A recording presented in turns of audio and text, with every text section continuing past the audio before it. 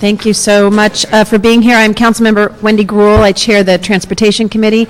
We are anticipating our other members of the City Council. I'd like to go ahead and take a few of the items that are before us, and hopefully, I know they're calling to check and see where my colleagues are for this meeting today.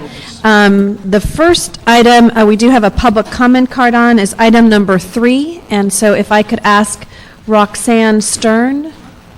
Roxanne? Come on up, Roxanne.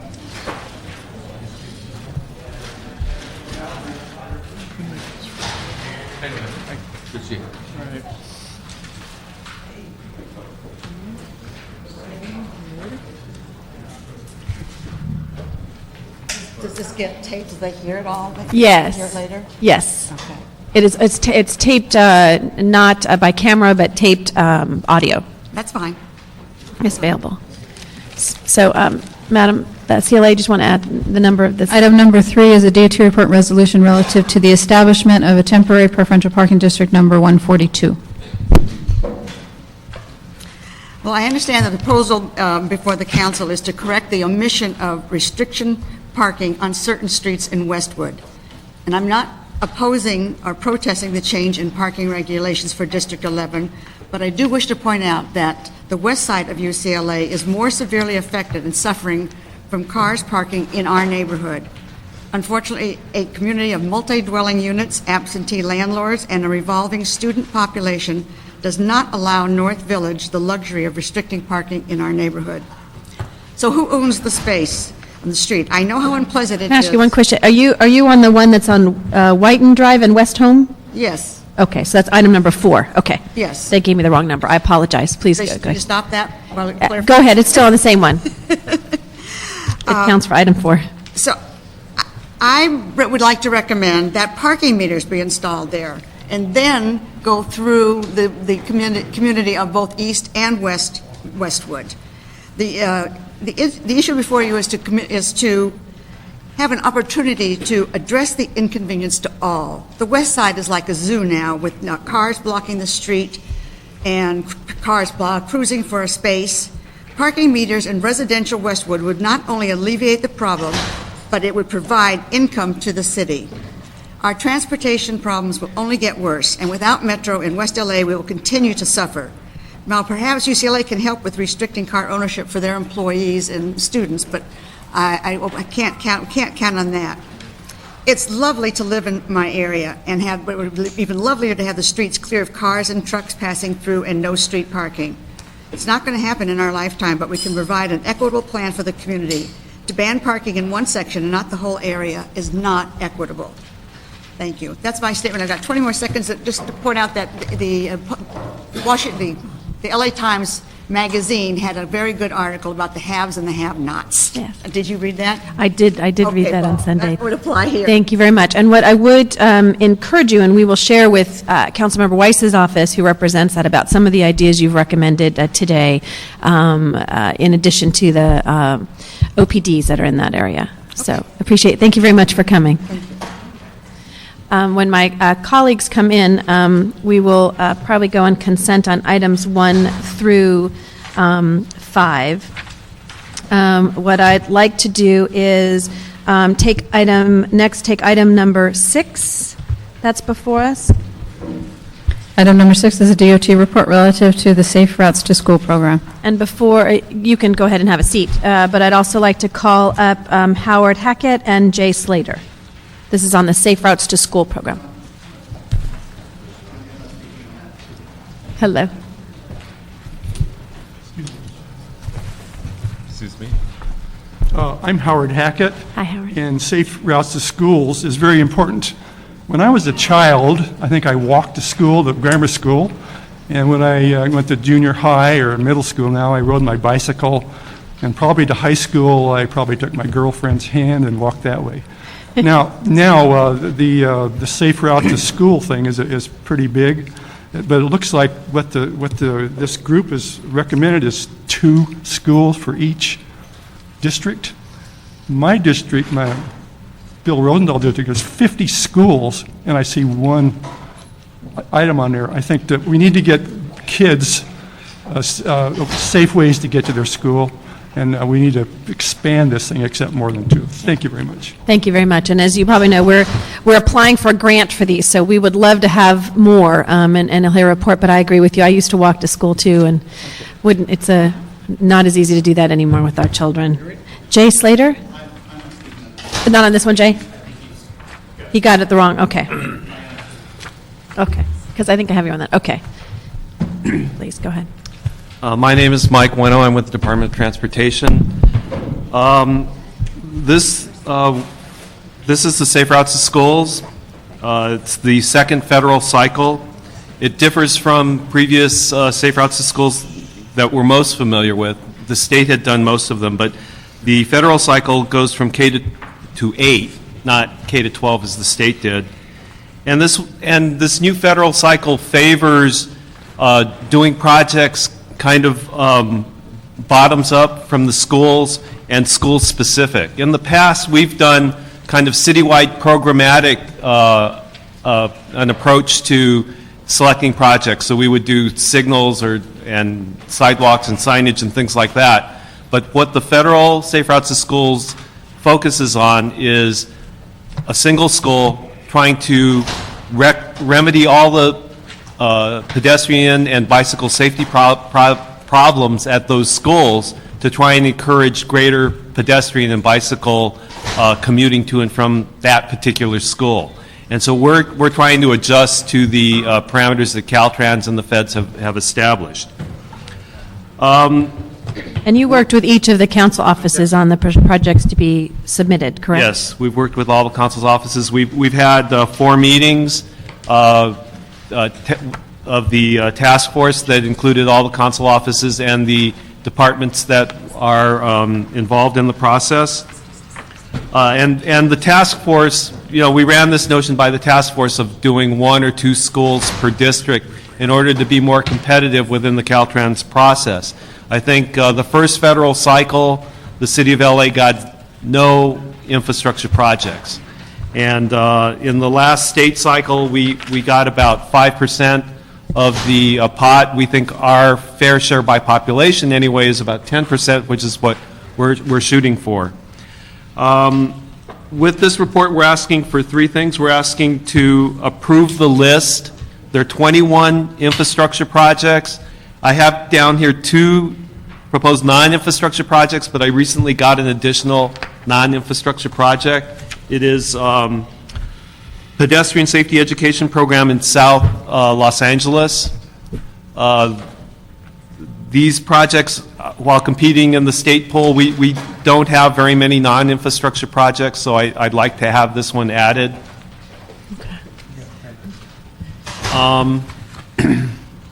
There is a list of projects on the back of the report. You can see that each of the council offices are represented. The two non-infrastructure projects that are listed here are multi-school projects. There's one that is from the Commission on Children, Youth, and Families, and that's going to cover 80 schools in the GRID area, the gang reduction and youth development areas.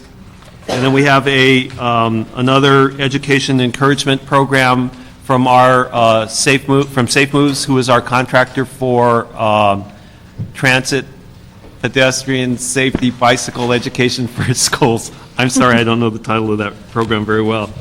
I think that's it.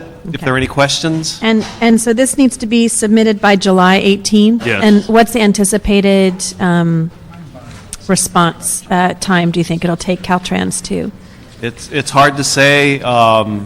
In the past, they've taken anywhere from 6 months to a year. Okay. And what's the status of the conversations we've had with Caltrans about their evaluation criteria, since we feel they've been less than fair with the City of Los Angeles? There's good news and bad news on that. The good news is that District 7 has agreed to share with us their evaluation sheet. So they're going to give us copies. Hopefully, when I return from this meeting today, there will be an envelope that has these copies in it for us to review. That's the good news. The bad news is that I heard that in the preparation in Sacramento's briefing with the district offices on this current call, Sacramento was telling the district offices there not to share the scores, and I just don't understand that.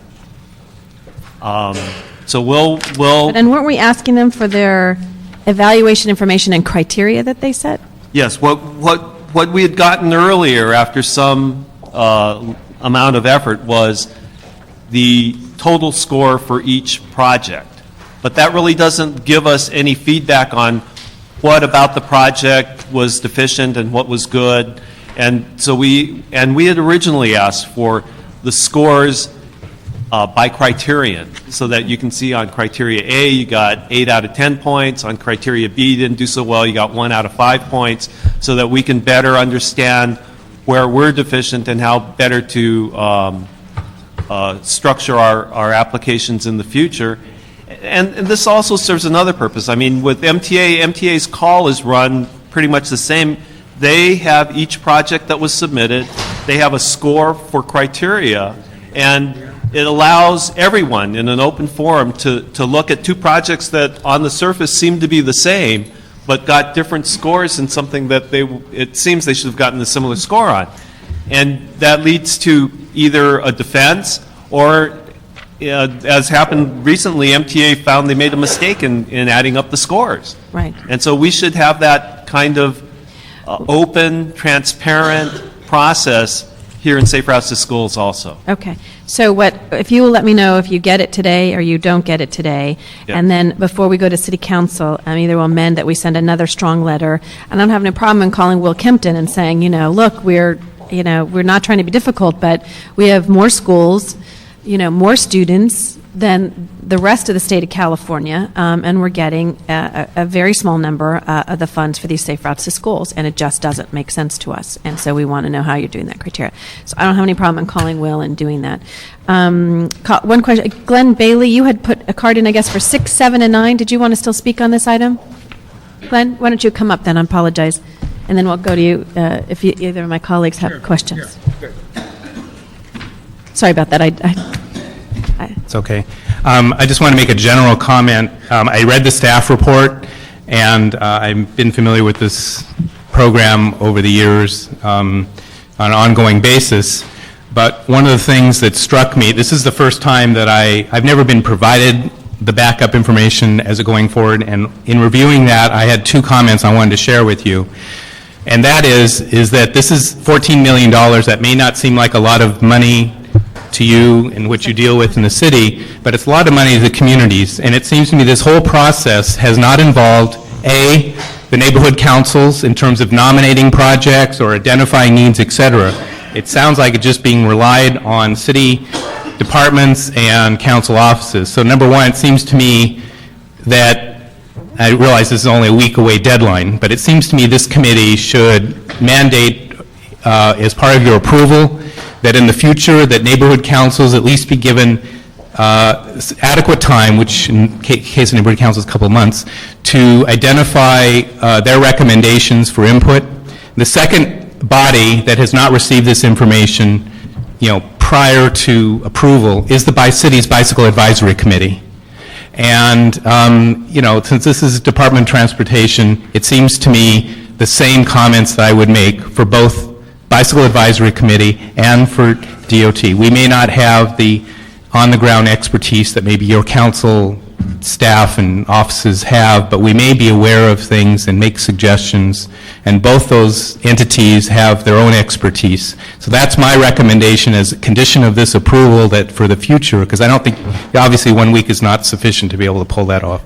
And I wholeheartedly will recommend including that. I know in my district, on the ones that we recommended, we did do outreach, and so I think the department may have depended upon each council office to have done the outreach for the projects that they were recommending. And so we'll make sure, again, that the department as well does outreach into those areas. I didn't say I'm on a neighborhood council and I'm on the Bicycle Advisory Committee, and I got no input from either entity. Okay. Thank you. Thank you. Yeah, if I could just ask you, why wasn't the Bicycle Advisory Committee part of the normal process that exists in our city, and it has a lot to say about things, and should? Well, most of the projects that come up, in fact, I'm not sure that there's any bicycle project here. what makes the projects competitive is being able to encourage large numbers of students to change mode, being able to offer protections to large numbers of students. We don't have a lot of areas where there are large numbers of students that bicycle. The bigger concerns are safety crossing streets with uncontrolled intersections, places where students are walking to school in the street because there's no sidewalk. At Fauché, we're looking at putting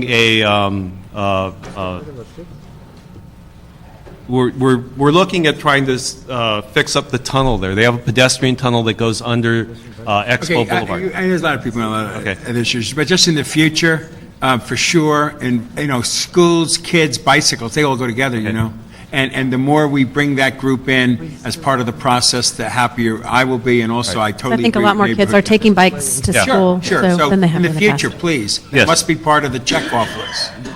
I may comment about the... I have to say this, isn't it sort of counterintuitive? If we did have a lot of bicycle areas, we wouldn't need the money. But because we don't, we need to incorporate more bicycling features in the city to encourage people. I think that's the irony of Yeah, and I think that's what we want, again, is that it's an opportunity, because we see schools that all of us went to where we used to walk, and you can't walk anymore necessarily. Everyone's driving there, and if we had the option with the bicycle. So I think you've heard our message from all of us, and include Mr. Parks in that the Bicycle Advisory Committee and others should be involved, as well as the school district, to identify that they have enough, at the schools, have enough places for the kids to put their bicycles Yes, as we're well. working with schools on those items. Okay.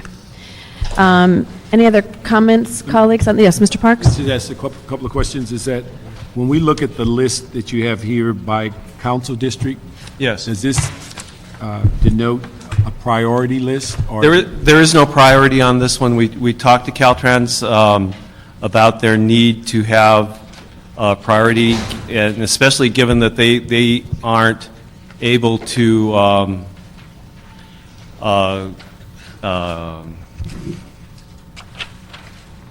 clearly express how their grading grading criteria are done and things. They said that we could just submit a list, that it did not need to be prioritized. Okay, now, our list runs about $14 million.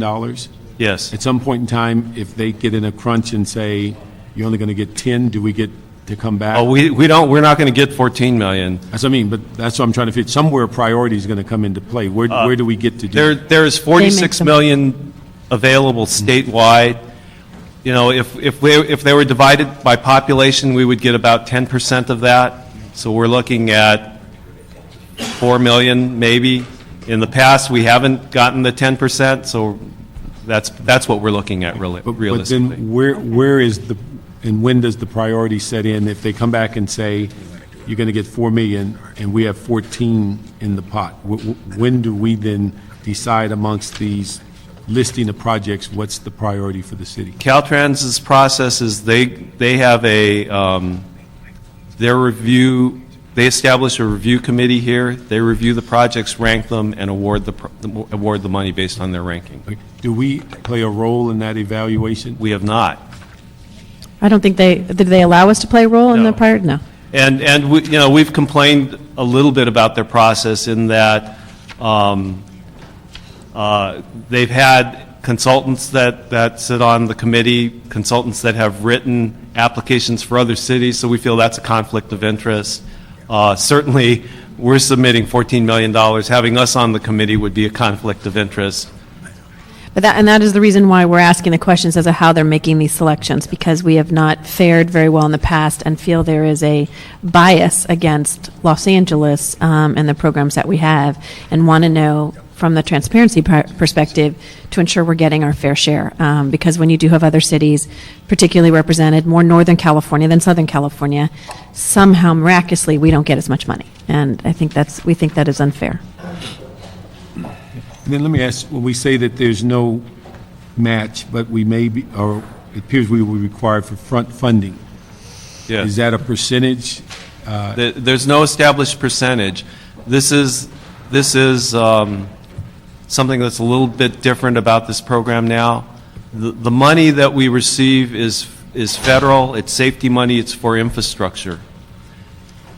A good part of the evaluation is based on not the infrastructure improvements that we're making, but the peripheral programs that go along with the infrastructure improvements. So if we're constructing a sidewalk near a particular school, there's some level of evaluation based on how many students are going to use that sidewalk, how safe it is, things like that. But a good part of the evaluation is, okay, if we give you the infrastructure funds for this project, what are you coming to the table with in terms of an educational program, in terms of an encouragement program, police enforcement? And so we're working with Safe Moves and the Commission on Children, Youth, and Families. Safe Moves is going to come to the table on those projects that get awarded, and they're going to do an education encouragement program at those schools.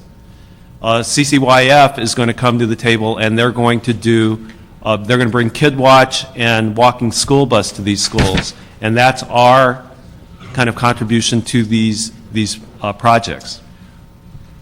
Okay, then I'm confused a little bit then. Sorry. If we are talking about front funding, the impression would be that we're going to get reimbursed. Yes. Okay, so that's on the project itself. Yes, But they're on then the looking infrastructure for project. value added on what other things you'll do No. that you do not get fund. That's correct. reimbursed. Those other things we're providing outside of the project. Okay, so that's not reimbursable.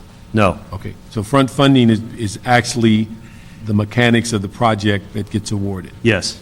And then is there a timeline, do we have any idea on timeline as to when we could expect, is that through the life of the project? Is that within the fiscal year? Do When we expect the reimbursement? Yes, We can bill monthly and we will get reimbursed. and that's per project? Yes. Bill month, okay, thank you. Alcone, did you have any comments? You okay? I wasn't sure I understand you. They allocate dollars on a project-by-project basis, not as a proportion of our proposal. Not as a... Proportion of our... No, project by project. So, if we're... They pick the projects. They don't- Yes. There's an opportunity to... Yes. Okay. And do these projects require matching? No, they don't require a monetary match, but in order to be competitive, you must come to the table with a, educational component, an encouragement component, enforcement, and so we're doing that. We've worked with LAPD, and they will provide additional patrolling for places where we have speeding issues and other issues like that. What are these projects that were not submitted? A lot of them were not eligible. A lot of them were very, very small amounts of money so that they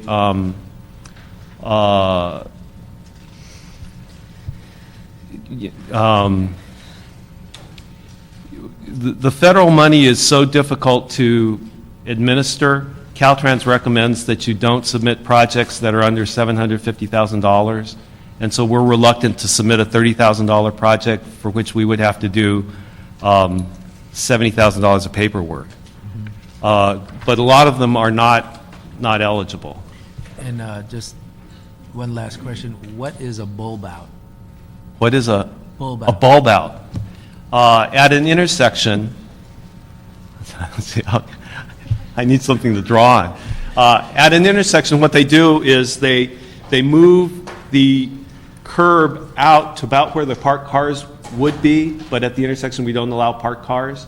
And that creates a space that's a shorter walking distance for pedestrians, provides them a safe haven to stand on to wait for the light to change, and then they have a shorter distance to cross. Otherwise, they would have to stand back all the way at the curb. It also creates a kind of closed feeling that is supposed to slow traffic down, because you don't have this wide open space. I'm sorry? Send him a picture there. I would be curious about these, so... Yeah, maybe you can send him a if you could send photograph me of some it. information Sure, about that. absolutely. They sound Yeah, sound Great addition, yeah. like somebody likes them. Yeah, I mean, Bikers If like somebody likes them, I want to know about them. People like them. One of the big problems is that it's hard to retrofit it into an intersection because we've designed the street so that water flows in a certain way, comes to a catch basin, and drops in. What happens is the catch basins are usually at the intersections, and so if you have a bulb out like that, you've blocked the storm drain. And just a lot of other bad stuff happens with respect to the storm runoff kind of situation. I don't get the sense that you're really excited about these bulb outs, but I was just curious what they were. So. I just, we've looked at a lot of places, and that's the big problem that we have. We've used them in some places they don't have the storm drains on the Right. corner, so it's not a problem. It really is only Right. when there's those areas, so. Right. It's just so many places in the city we have those problems, especially in the valley. Great. All right, so we will make the changes, the recommendations as far as in making sure the Bicycle Advisory Committee as well as the neighborhood councils are involved, because I know, since I've chaired this committee, we've had several applications, so this is going to come up again, I believe, next year. Yeah. Can I comment on the neighborhood? Yes. Caltrans announced this in early May, and it's due in the middle of July, so we have 10 weeks. And I understand that, but the issue is, we know there's going to be another round. Right. So we can begin now. Yes. The conversations with the neighborhood councils that say, there's going to be another Safe Routes to Schools.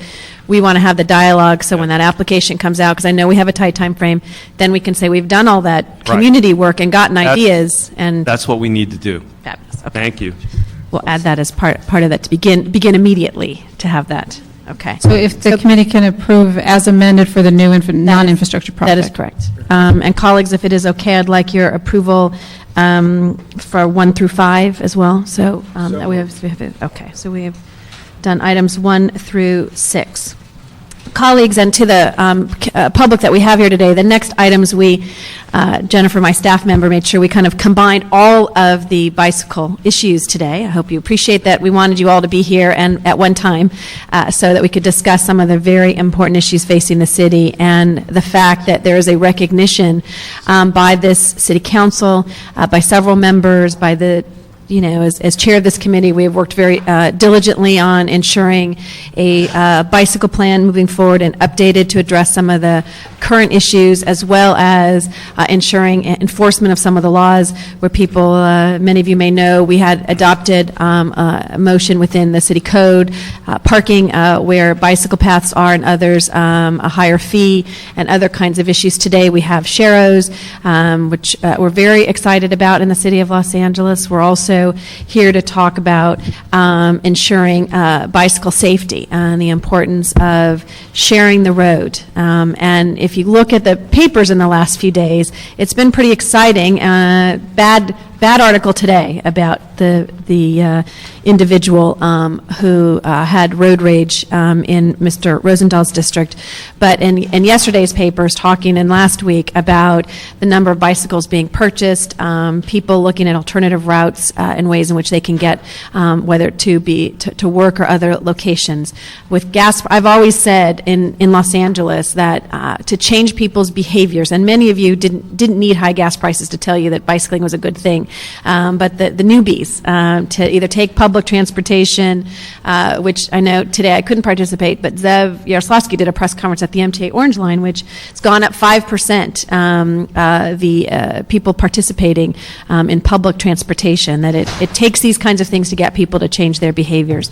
We need to make sure that it is safe, available areas for our bicyclists, and to ensure that the city makes a strong stand on that. And so I just want to thank all of you for being here today, because it's a very important issue to us. It was important before the coverage in the last few weeks, but I think it is heightened in the last several weeks, the importance of helping and working hand in hand with the Bicycle Advisory Committee, working with our Department of Transportation, and working with those of you that are here that cycle our streets every single day, and really are the experts and how it's impacting your lives and your safety. So I just wanted to do a little bit of an opening so that this is a serious issue for all of us, and something that is not just a one-time thing for us, but more have a sense of changing the whole behavior and including it in our transportation element and including it in how we look at planning and land use decisions, as you'll see in the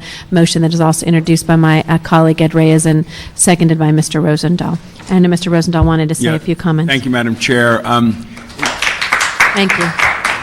Many of you know there was a terrible situation in Mandeville Canyon on the 4th of July, and in response to what I've been able to find out, talking to homeowner groups and bicyclists, we're going to hold a community meeting in my West LA office on July 14th at 6:30 in the evening.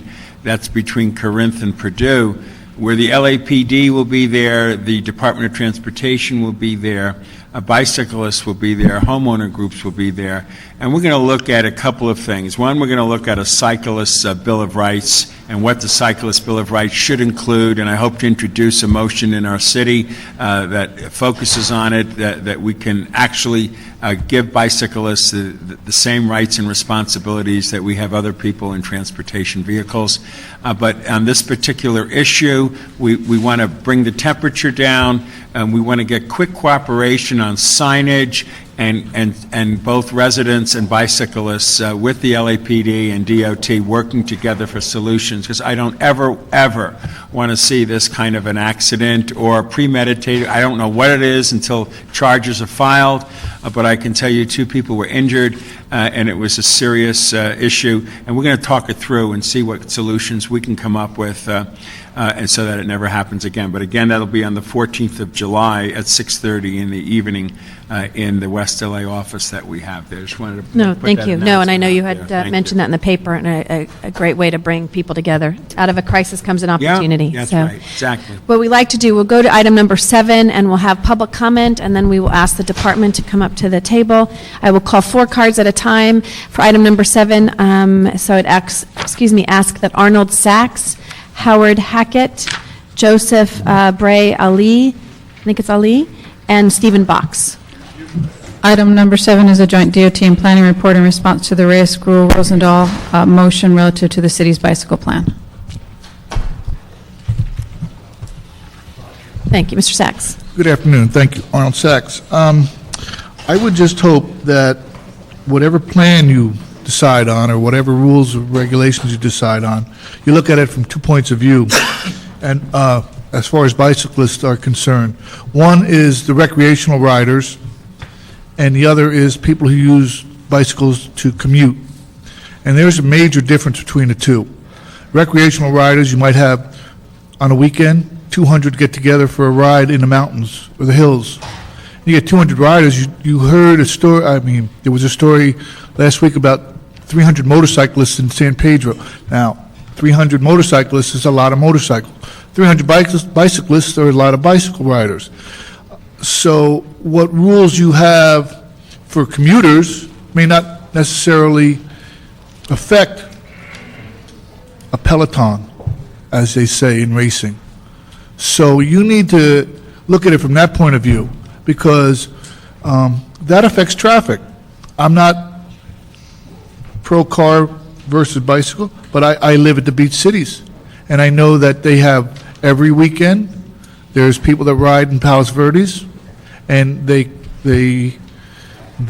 congregate in Redondo Beach, and there could be 200 of them. So you get 200 bicyclists riding together at one time. They're not riding single file, which according to the, Just let it. okay, it's not the You- law. But it and doesn't, finish I don't know. I've always believed that you're supposed to ride single file. We'll have the Department of So Transportation respond. I'm just saying that when whatever rules and regulations you make up, you need to look at it from different points of view. I'm not looking at, not necessarily drivers versus riders, which is one point of view, but what kind of riders you have. Because you're not going to have, the recreational riders who race aren't going to get on the bus either, unless they have a flat tire. Thank you for your time and your answer to your attention. Thank you very much. Mr. Hackett? Let's talk about the bicycle master plan. Yeah. The bicycle master plan of 2002 was a wonderful document. However, since that time, we've been unable to even get a painted line in the street because it wasn't on the bicycle master plan. In the west side, we've had 20,000, 50,000 new housing units, but not one bicycle lane has been provided. Now, this new plan is a great idea to improve it, and the problem is, right now, it started, I don't know, a year ago. It got through the bureaucracy. I didn't mean that. That's okay. But anyway. We know the bureaucracy.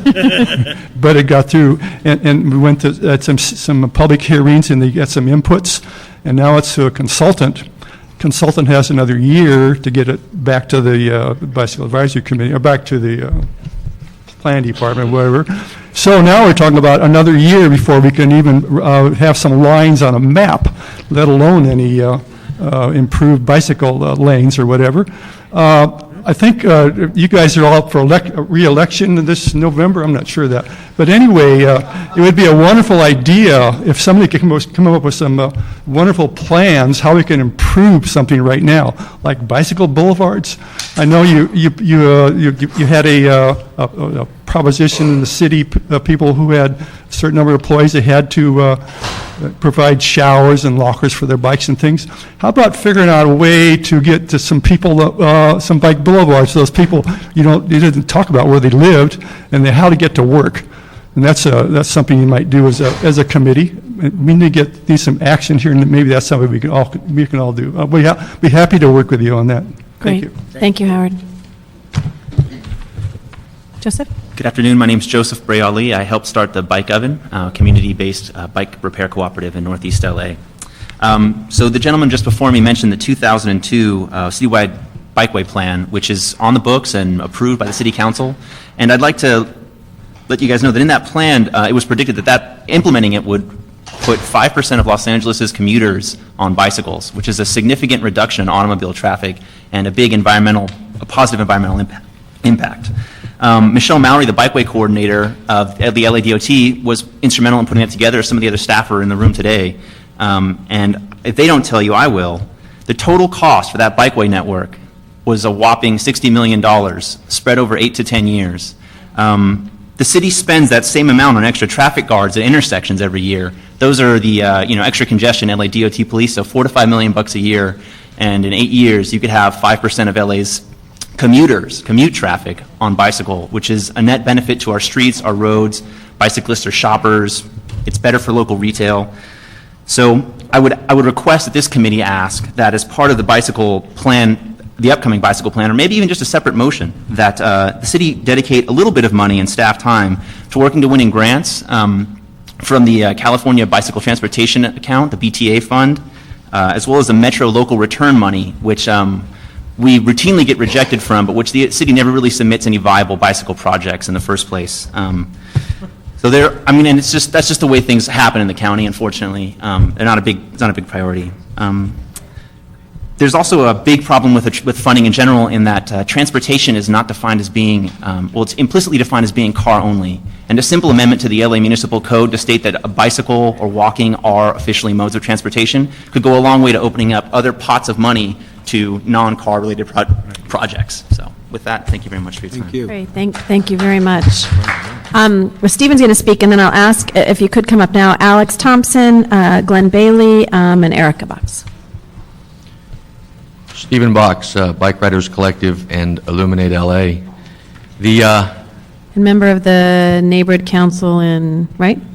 I'm doing some work in Woodland Hills Warner Center Neighborhood Council, and you were gracious enough to join us for our 300 people on a panel Saturday morning. That's visionaries. fabulous, yeah.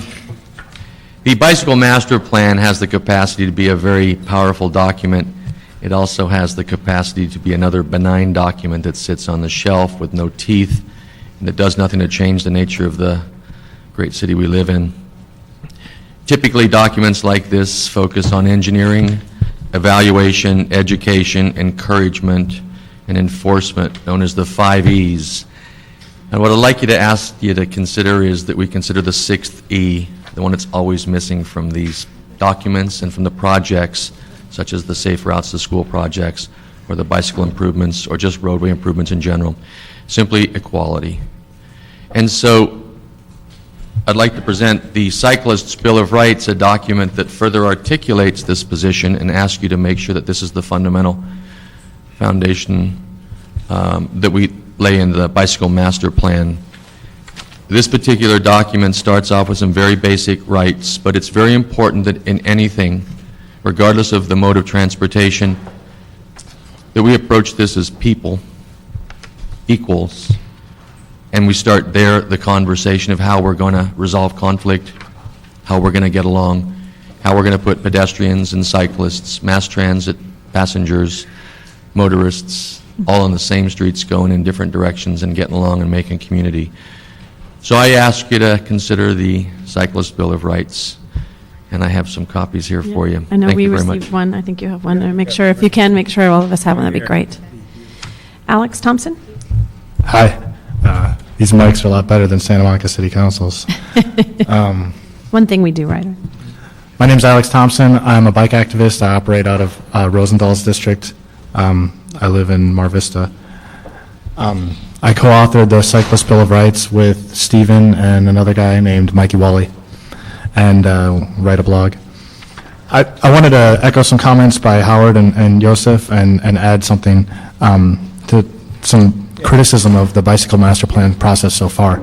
The 2002 Master Plan and the 1996 Master Plan were both pretty good documents. I would say that the coherency wasn't so great, but in general, the recommendations within were awesome. But they didn't happen. They're plans that were never executed. And like Joseph got at, a complete bikeways network for LA is pennies on the dollar, or tenths of cents on the dollar to the kind of roadway infrastructure that LA builds all the time. So I really think that you get a big bang for your buck by putting money into bike infrastructure, and also education and enforcement, very important. The other thing I want to talk about a little bit is the outreach process for the Bicycle Master Plan. There were some community meetings in February and March, and the outreach process for these community meetings was atrocious. I'm the West Side analog to Joseph Bradley. I co-founded the Bikeway, which is similar to the Bike Kitchen and similar to the Bike Oven. I received notification of the Bicycle Master Plan meeting in West LA, not firsthand, not secondhand, but thirdhand. I had to get an email forwarded from two separate people, well, through two people to receive that. So the outreach process was really bad, and I think that there's only 6 more community meetings scheduled for a city of almost 4 million people. It's pretty awful, and I would encourage this committee to reconsider maybe putting more money into outreach, community outreach for this plan. Thank you. Thank you, Glenn. And then if Erica, is Erica in the room? Okay. Glenn. I'm going to touch on, in a little more detail, both of the items that were mentioned. With regards to outreach, I have commented previously regarding the lack of utilization, again, of the neighborhood councils. This is a citywide plan. There are folks in all neighborhood councils, and I was surprised actually to learn of some of the folks who are either bicyclists, not necessarily bicycle activists, but people who ride bicycles in their own community, who are familiar with the issues in their community. So in addition to whatever other methods of outreach that there are, it absolutely has to include neighborhood councils. Again, as a neighborhood council member, I received no communication from my bat hat. I did receive communication because I'm on the BAC, but that's just a very small group of people, and the outreach, the most effective outreach, seemed to be word of mouth of people who got the word, spread the word, that sort of thing. It wasn't through the formal process of the city. And so for 170 people out of 4 million to actually attend the meetings, to me, is not, I mean, I guess that's okay, but it's not okay as far as developing a meaningful bicycle plan in the times that we find ourselves in with all the challenges, both the need for alternate transportation as well as the issues that were highlighted over the last few days. Second item was, I would, in addition to the 5, 6 E's, I would like to add an I, and that is the implementation issue. I looked at the 96 plan recently for north-south routes in the San Fernando Valley. Topanga Canyon, Winnetka were both included for much of the stretch in the valley. Not 1 inch, this is since 1996, not 1 inch of bike lane that was in that plan was put on the ground. I think you need to do a cost-effectiveness study of how much money we spend on doing these plans in 96 and 2000, all these years and monies, and how do we actually get on the ground? Somebody should really look at that as part of this whole process and then implement the good parts of these plans. Great. Thank you all very much. I appreciate it. Erica, did you want to? Okay. Thank you. If we could have staff, Michelle, and staff come up to the table.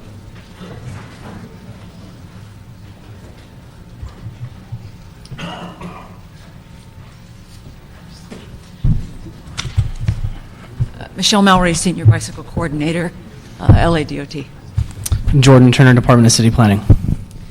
Now, I know the item before us is Mr. Reyes introduced a motion particularly looking at items to be included in the bicycle plan, which was the first part of his motion. The second part was looking at some of those to do pilot projected programs in his district, which was the second part of it. But I think primarily what we're all interested in and the public is the status of the master plan.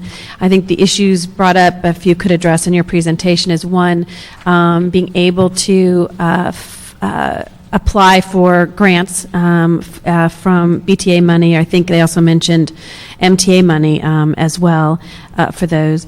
And similarly, I think there was a recommendation in your report, which actually is the Planning Department's report, that says recommend the revision and update of LA Municipal Code 1221, which require the inclusion of bicycle parking facilities in new and redeveloped construction projects. And so I believe we would be adopting that today.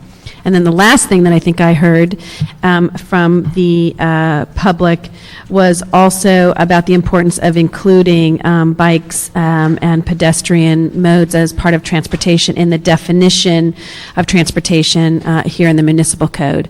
And so I'd like to, you may not be able to answer that today in the specifics, but I'd like to see that as part of changing as we go forward with this bicycle plan and its implementation. So you could also then give us the timeline. I'm going to read through the document, and that you have done some presentations, and that a draft plan is going to be available in the fall for people. At least that's what it said in the report, fall 2008. Actually, that was the Planning Department that said the plan would be available in fall 2008, and to be able to go out to the public and get greater participation in the actual plan that's been proposed and amendments to that plan. So sorry, I threw a lot at you, but I want to make sure we did respond to the questions that were asked by the public. If it's okay, Jordan, I'll start and respond to some of the questions that went on, and we can get that addressed, and we can talk a little bit about where the plan's going and what we're doing. Excuse me. Yes? Can you speak more directly into the mic? Sure. I can't see over it. It's the problem. Bring it down. There, how's that? Can you hear me now? Okay. I sound like an ad. With reference to applying for funding, we regularly apply for MTA's call for projects funding and bicycle transportation account funding. The last funding awarded to us through the bicycle transportation account was a segment of Los Angeles River in the valley in, I'm trying to remember. I know it's not 2, so I think we're actually in Councilmember Zine's district in the segment that's going to be built there. It's actually a bridge retrofit.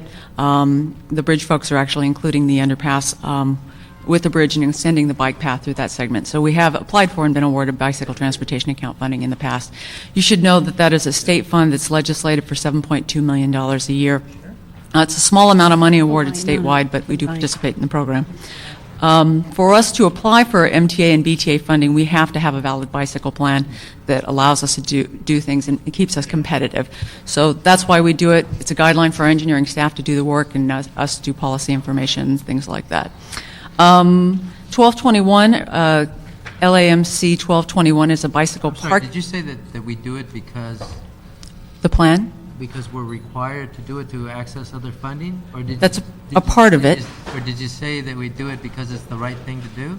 Both, actually. Oh, okay. We direct our engineering staff. It's a guideline for what streets can be implemented with bicycle facilities, what we're looking at and how we can implement more in the future, policies that we can implement, bicycle parking, for instance, bicycle maps, things like that were all a part of the old plan. And as part of, sorry to just jump in here, because as part of your review, and I think that the comments also come to heart, and this is not necessarily DOT's fault, as it may be kind of a implementation as we look at our budget, and many of us, look at the budget. It is related to our budget. But has there been a time where you look and you say, okay, in 1996, 2002, we're now looking at 2008, what has been done and why hasn't it been done, and really have a scorecard, in essence, as to the implementation, because we can have a great plan, and if it's not reflected in our budget discussions each year when we look at that, it's only a plan that sits on the shelf. And again, I know you all are advocates, so sometimes it needs to be brought up to that next level to say, remember, this is the plan, and we haven't implemented it. And so I think that would be helpful as you're coming through with this adopted plan, to say this was not accomplished. It was in the original the first one, which I can't remember when that first one was. I know the last one, that 96. 2002 plan.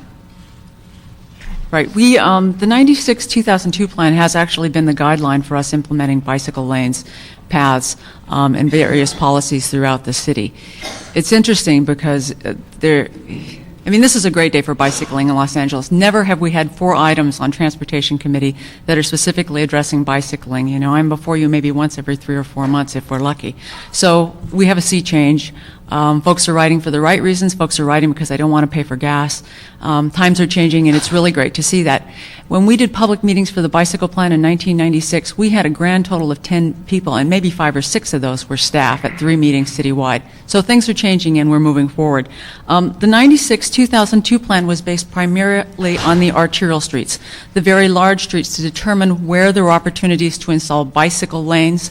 It also outlined corridors for bicycle paths, like Los Angeles River and the Beach Bike Path, Bayona Creek. San Fernando Road is one of the corridors we've been looking at and implementing in your district. So it laid out a plan for how we could do the arterial system. It also recognized that there were deficiencies in the systems and areas that we couldn't get to. At the same time, with that existing plan, we have areas that are designated for bicycle lanes that are also designated for other uses in the city, and we have some internal conflicts about that. For instance, Topanga Canyon, not Topanga, one of the roadways that was just brought up. Mandeville. I'm sorry? Winnetka? Not Winnetka? Mandeville. Mandeville's a Winnetka? totally different issue, and we can talk about that. Winnetka? It was Winnetka and... all right. It's gone out of my Okay. head. But it actually is not a city street. It's actually a Caltrans street that the city does have some jurisdiction over how the roadway is striped and implemented, but it's also recommended for a peak hour lane. So there's some internal confusion about whether or not we should be installing peak hour lanes or we should be installing bike lanes. Well, you can guess where I stand on this item, but nonetheless, it's a question of which do we do and how do we implement that. So that's been an issue with regard to installation of bicycle lanes, particularly in the valley, because some of those are the wider corridors where we do have peak hour lanes installed. And when does the, decision, because as long as I've been here, I've not had an opportunity where they said, we want you to choose between a bike lane and a peak lane. There's no kind of bringing it up to say, let's have that discussion and dialogue. Is it resolved within, because that would be important as you're going forward where there are conflicts, to have the public discourse about that and the discussion as to what our priorities are. And again, I know you're in favor of the bike lane side, so I appreciate that. But I think it would be helpful for all of us to know when those issues are coming up so that we can engage in that. Okay. We've had some internal discussions about this, and there have been some internal decisions made for geometric reasons or for engineering concerns. It has been an item that's been discussed with reference to the new bicycle plan, that the new bicycle plan would help us define how that works. The consultant's first task on their scope of work was a reevaluation of that 96-2002 plan to see what we haven't done, to continue to recommend that be included in the new plan. So we're not just going to shelf that plan. They're evaluating it to determine what we can still install, what we haven't done. The other thing you should know is most of what we've installed and put in to date has been the low-hanging fruit. It's been the easy stuff. The things that we're getting to now are the work that's more difficult, has more conflicts for reasons like peak hour lanes or multiple land users that we have to work out agreements with. At this point, we're getting to this difficulty of installing different facilities. Did I answer your question? Okay. And just on the neighborhood council issue, I know it says upon request. Can we ask that you notify every neighborhood council offering to come and make a presentation, and for the public hearings that will be occurring. Jordan, I know there was some interface with Dunn, but that was something Planning Department did. At the outset, we sent the last email to all the certified neighborhood councils, letting them know of our process and the availability of what we're doing. And so we can do that again as we continue. And the offer to come and present. Was that included in that original email? In the original, I don't think so, but whenever they've asked, we've been more than happy to come. I think, that would help, and they'd probably say, okay, we'll be able to come and actually get the presentation. Otherwise, they think it's just for informational other purposes, so I would include that in there. That seems to run counter to the purpose of neighborhood councils. Neighborhood councils were established to give access to disenfranchised communities to city government. If you're relying on them to call you, you're not reaching out to those communities that are still disenfranchised, notwithstanding the fact they may or may not have a neighborhood council. So I don't know. I'm not sensing a real proactive outreach here to solicit their participation in developing this. And what happens is the squeaky wheel gets the grease, just like always, and that's not what we need. We need a comprehensive, systematic approach to developing a bike plan for Los Angeles, not a piecemeal approach that responds when the wheel squeaks. I'm not sensing that. Your comments about internal discussion, I believe the chairperson's comment was about how do you consult with the council members of the districts. We do development projects on a regular basis, at least weekly, usually daily, and consult with engineers, and we talk to some pretty smart people, notwithstanding the fact that I'm not an engineer, an architect, developer, or anything else. I have ridden a bike in the San Fernando Valley since the 50s, and I have some sense of what's out there, and I'll bet you the engineers that you're consulting with have never ridden a bike in the Northeast San Fernando Valley. So I believe, and maybe I'm overly sensitive here, but that's who I am, and the point I'm trying to make is that your internal discussions do me no good at all as a council member. I want to know when Hanson Dam is going to connect to the Tahunga Wash. I want to know when the bike paths that we built in the late 90s and the plan along San Fernando Road is going to get from Sylmar, the border on Sylmar and the LA County, to downtown LA. There's no, that doesn't even have to be built on the street. That's on a public right-of-way. On a right-of-way, the MTA right-of-way. I don't know, believe me, I understand about MTA, but my point is there are certain mega projects that will go a long way to facilitate the micro projects. And the plans for the mega projects have never been fully overseen. Now, I get that it's part of funding, but, this group of council, and I can say this having served over the last 2 decades, I can tell you that this council is pretty fair about how we distribute projects. And in the case of the bicycle world, we get that we have to build that larger macro picture for the bicycle world before we can start deciding, well, we want to branch off with a little project in Bill's district and Bernard's district. He wants to, if I wanted to allocate, for example, my street furniture fund for a small bicycle project, I've got nothing to connect it to. Well, actually, but I have over $1 million in discretionary funds, actually literally $3 million in discretionary funds that I could pool together to allocate to something, but I have no mega connection. Thank you. Well, let me talk about projects. Did you want to add something? Yes, I did. Carolyn Jackson, Senior Management Analyst, Department of Transportation. Our department is currently developing its Neighborhood Council program at the direction of Mr. Alarcon's committee, and we will be sending that forward to the neighborhood councils for comment. We look forward to continue to work with the neighborhood councils, and I will work within the department to make sure that they are notified in the future. I do have a mail list of all 87 currently certified neighborhood councils, and I I would encourage all of them to please appoint someone to serve on a transportation committee so that the department will have one point of contact for these types of communications. Thank you. Thank you. Beautiful. And she did ride a bike in the Northeast. Yeah. I did. It was 1963 Schwinn. It was registered at the Foothill Police Department. I think I still have part of the frame. Not impressing any of I do have. I currently own a pair of Shimano's with look clips. Yeah, she has a new one. Do you want to add anything else, Michelle, before Mr. Rosendahl has a comment? I can address some of the current concerns specifically within Councilmember Alarcon's district, if you'd like. We certainly have projects we'd love to have your money on. San Fernando Road is one of them. Even when we're building bicycle paths, those rights-of-ways generally belong to someone, and most of them belong to MTA. We're actually having a fair amount of difficulty with Metrolink and getting Metrolink to be excited and supportive of doing that bicycle project through that corridor. It's an extremely expensive project because of the heavy rail that actually operates through that system. So it's one of the things we're working on and continuing to do. We actually hope to go to bid in the next few months, but we're working on signal plans for that. So we are continuing to actively work on projects and move projects through the area.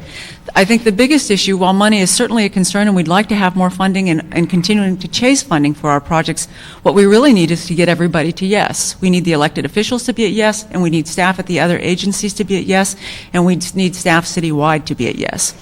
Until the last couple of years, when bicycling started to get exciting, we had more and more folks riding bikes for transportation. I mean, recreation has always been a part of the lifestyle here, but for transportation, this is a rather new thing in Los Angeles. No one cared if I showed up at a council meeting and talked, but today people care. So our time has come. We're going to do more, and we need your help and support to be able to do so. This is an opportunity, and we want to seize that opportunity. And Michelle has been the primary person over the years, and one person dealing with this. Is again another issue of priority of providing additional people within DOT to help us with that. But Mr. Rosendahl. Yes, thank you, Michelle, for what you said, and thank you for the cooperation with the 87 neighborhood councils and the 2 uncertified I also want, which is my Brentwood and the Palisades group. Soon to join. You have 2 more meetings this summer and then 4 in the fall. Yes. Any in West LA? Yes.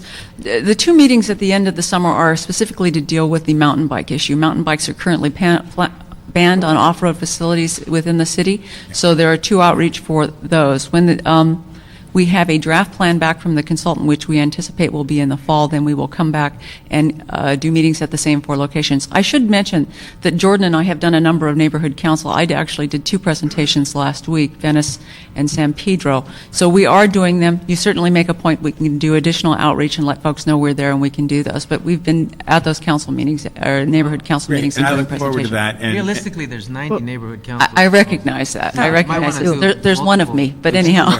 And I would like you to do one in Mar Vista, since we have a Mar Vista bike rider here, and I'd like a committee meeting. Done Palms. Yeah. But yes. Yeah, that would be good. You're going to be busy now, so. On Like the I'm not busy already. 14th, on the 14th of July, I'm holding this community meeting. I would like very much for you to attend. Certainly. Can I count on you? Great. I was planning on it anyhow. Thank you. Also, what is your take on the Bill of Rights, which frankly, some of them talk about cyclists have the right to travel safely and free of fear. They have absolute right to equal access to our public streets. The one that I find the most important from a lot of standpoints is cyclists have the right to traffic signals, signage, and maintenance standards that enable the support of cyclists. I want to submit this as part of your plan and a motion on Friday to study this and to come up with a recommendation to have a cyclist Bill of Rights in the city of Los Angeles. A couple things you should know. And I'll sign that with you. So. Okay, so we're going to co-present it, or she'll second it, one or the other, but we're going to submit it, okay? Because we'd like to have a robust discussion on that. You should know that we have already sent it to our consultant team to evaluate as a part of the policy document, so they do already have the information. We've asked them to look at it. You should also recognize that several of the things in there are not under DOT control. One of the things that we've established as a part of the bicycle plan working group is a technical advisory committee, and we've invited staff from all of the city departments, including the port and the harbor and the airport, to participate. We hope that committee will continue after the plan, because a lot of things DOT doesn't have control over. Maintenance is one of them.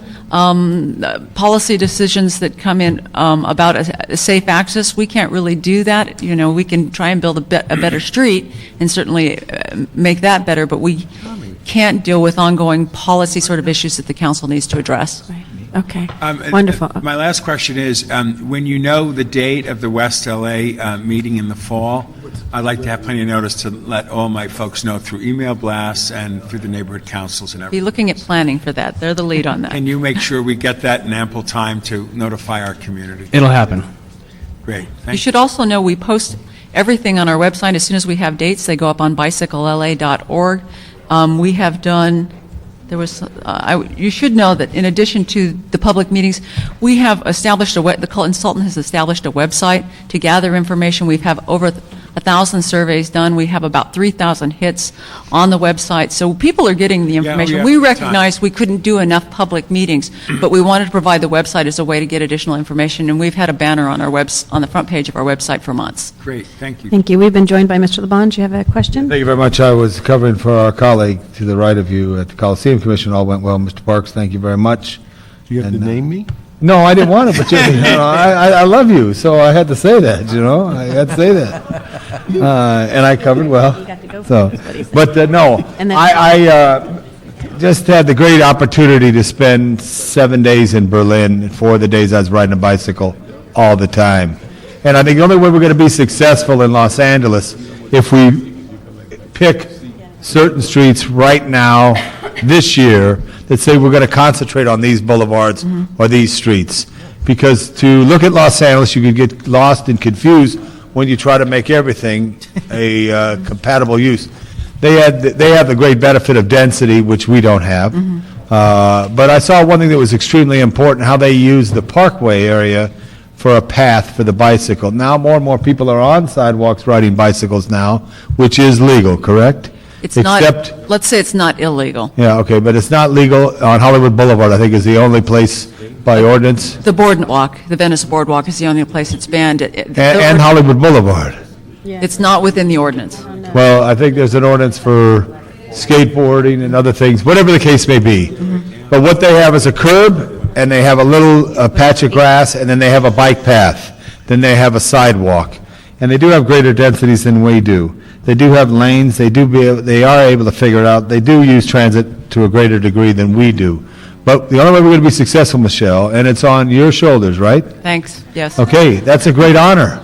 Okay. Because just think how Mulholland felt when he came to Los Angeles from Ireland. It was on his shoulders that he put water in the Pueblo. It's on your shoulders that we really turn it around, where we pick some streets.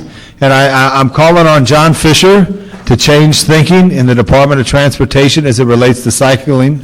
And also I'd call on the cycling community. They have to stop at red lights. They have to stop at stop signs, because what it does, and I talk to people, I have a background really with people, they see it as competitive. And unfortunately, in our psyche as Angelinos, it's all about the street. So people see someone going around the corner or the block, then they become competitive. I'm amazed, and I'm sorry I didn't hear the public comment, how much road rage there is in our city between two wheels and four wheels, which is because of this conflict. So we have to find separation for safety, which is real important. And the designs, John, and I have pictures right here which I took, which I'll make available to your department, but let's look at some real streets and make sure that it works and pick them throughout the city and go for it and put an engineering team together and just go down the street and make it work to see how it could get people, because more people are riding bikes now, and once they start riding bikes, they get healthier and their life changes. So we got to make it integrated into our system some way, and with your department, because even though there's other departments involved, you're the one, you're the point. So you can't rely on these other departments. I'm aware. You know, you have to be the point person. Just ask the question of the police captain, if I could, any increase in accidents with cycling noticeable, or do we know yet? Because I count bicycles every day, and I have for several years, and I've gone from 5 or 6 that I see in between Silver Lake and downtown in the morning rush hour to now 12 to 20. Do we know any statistical information yet? We have an increase in the Pacific area where I'm from in pedestrian and bicycle accidents. Right. This year. So we have to look at that to make sure that there's safety involved in everything. But it can happen. And I think we should also concentrate on streets that are in a flat area that makes it work, makes it work. And is there an MTA representative here? No? There is, and I think what this Oh, item really... Mr. Rogers, right? For, all right. Art Rogers was a great photographer at the LA Times who Woody Hayes punched in 1973 at the Rose Bowl, and I always call Art Henry Art Rogers. I apologize. Item before us is really to I know. approve the... All right, thank you very much. I've been on a long flight. Last thing I want to say to the MTA. Okay. The MTA, A couple more I think items. the MTA has to take its facilities, and every subway station should be a bike station, period, with an operator to rent bikes, to maintain bikes, and to park bikes, period, end of story. There was great integration in the European system that I saw that we could do by the fall. Not next year, not the year after, we could do it. So I'm going to put pressure on the MTA to convert at least 18 stations, rail stations on the Red Line to some sort of bike station that people could know and use. And I don't even know if bike racks are that convenient at MTA stations. And I do, Mr. Henry, when I was on the board, didn't I get passed you could put your bike on a subway train anytime in the rear car? The red line. Right. All the time? Yes. No, it was for all the time when I was there, Mr. Reed. I was talking to Mr. Henry. I know you're Mr. Reed, but okay, we'll work on it. Thank you, Madam Chair. Thank you very much. Yes. Just one comment. One of the concepts Councilmember Labange floated was designating certain streets for particular bike facilities. The current transportation element designates how a street looks. And there is no provision for bike lanes in the street standards. For us to be able to do that, we need to look at the street standards and include bike lanes in those. That's not something that's done within the bicycle plan, but it's something that we need to do citywide to be able to accomplish. That's part of what the reason planning is one aspect of this, and the transportation element is to include those things. And so we really want this not just to be a standalone bicycle plan, but one that's integrated with the others. And so you've heard that from a lot of people today. I think what we want to do is adopt the planning, the report that was done by planning, and I did see is actually signed by Rita as well, so by both departments, and to take action on those items, particularly that item number 3 that recommended the inclusion of bicycle parking facilities in new and redeveloped construction projects that was in that item, as well as get a status report in 30 days here before, excuse me, before this council, this committee. So that we can keep the momentum going that we've heard today on the bicycle. Let me ask a question. What about the MTA sites? I mean, that's public land. You don't have to talk to anybody who owns it. Why don't we fight for that instead of new development? I'm sorry, are you talking about development of bicycle paths on MTA right-of-ways? No. What you just said. This item particularly was for the city of Los Angeles with on 1221 is particularly in the city. I think we, as part of our bicycle plan, the inclusion, and can ask in our MTA board member, Mr. Parks, right next to us, to ensure as well, and Art is here to ensure that, send that message, that as you're going for your long-range plan that hasn't been adopted yet, any other issues, and potentially half-cent sales tax that's going to be increased, that bicycling and services to cyclists also be included in whatever is produced and hopefully passes on a bond measure. Metro has very little funding dedicated to bike parking at its facilities. As a matter of fact, we provided some of our grant funding to them to get additional bike parking at some of the stations in the city of LA. So I think we look forward to working with the bicycle community that's here to put the same kind of pressure and focus and attention on the MTA. And I'll put pressure on myself. Identify anything in my district or district that I share with Mr. Garcetti, which I do, so we could put racks up, so we could pressure MTA to find bike vendors who operate there. The craziest thing in Los Angeles is we have this infrastructure called the subway, but it's not, there's nothing inside. If you go inside a European subway station, there's everything inside. And why we didn't integrate with whether it's a newsstand, a bakery, a coffee stand, a bike stand is beyond me, but it was different thinking of the last century. We're in the new century now, so we could think new ways. Great. Okay. And the thing I did want to say too that's real important. And Mr. We do want to move on to the other items. Real quick though, creating the bike path between the curb and the sidewalk, okay, and that concept. The bikes leave the street and they go through the street at an intersection, then they leave the street and go on a path between the curb and the sidewalk as an opportunity. So you don't always count on the street, Michelle. Look at using the right-of-way, too. I'm familiar with the design. I can sit down with you and explain how the design works. They're doing a pilot project in New York right now and investigating the concept. But I'm happy to sit down with you and your staff and explain how it works and how we can go. They're generally installed. Paris and Montreal have been the leaders in doing these sorts of things. Montreal is actually getting rid of theirs at this point. There are a lot of collisions at the intersection, but something we can investigate.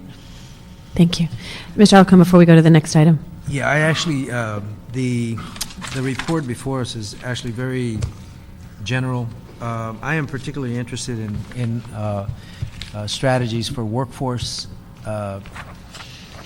opportunities relative to moving people in the workforce to locations with bike paths. I think facilities that serve employment areas? There seems to be a priority for recreational biking, but I'm seeing in my district and throughout the city, frankly, more and more workforce bicyclists. That's the only way to get around, and there is no easy way for them to get from a concentrated destination point like a manufacturing plant from their home to that plant in a safe way. And you know, I think very clearly about a guy I picked up who had been hit by a car, and I also, you know, here's a little thing. I'm going to start sounding like Tom LaBonge here in a minute,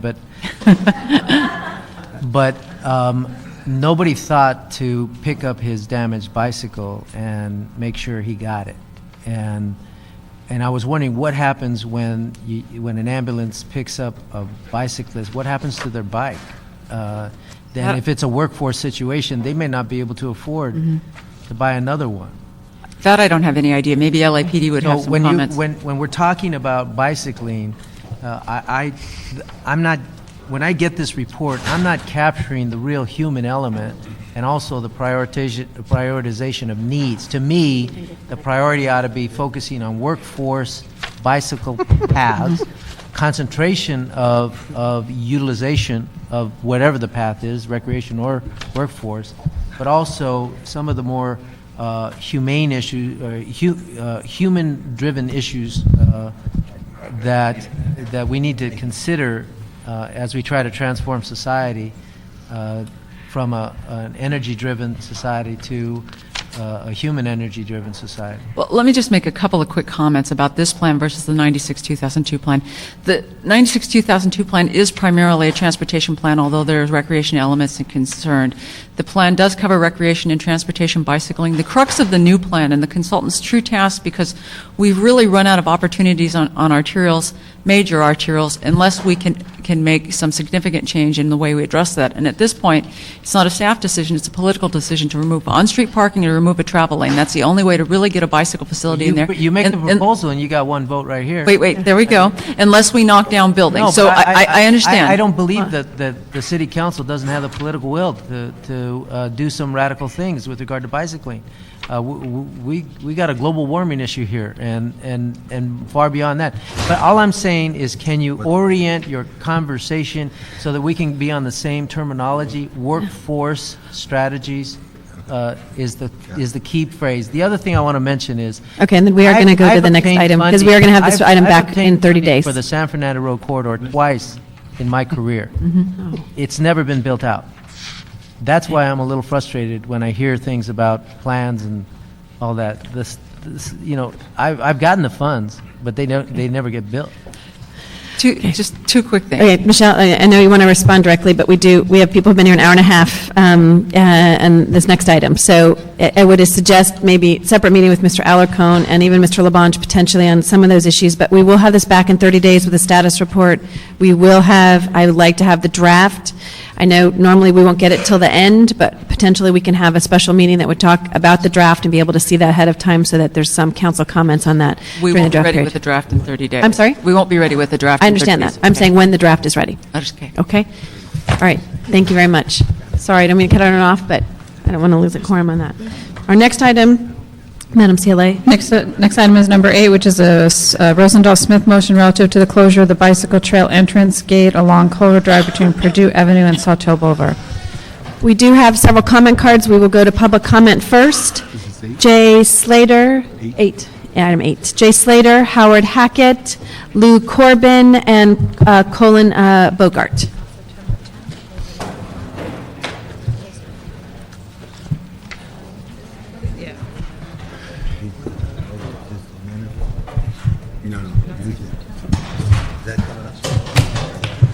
Mr. Hackett, since you're on the end, we'll let you go first.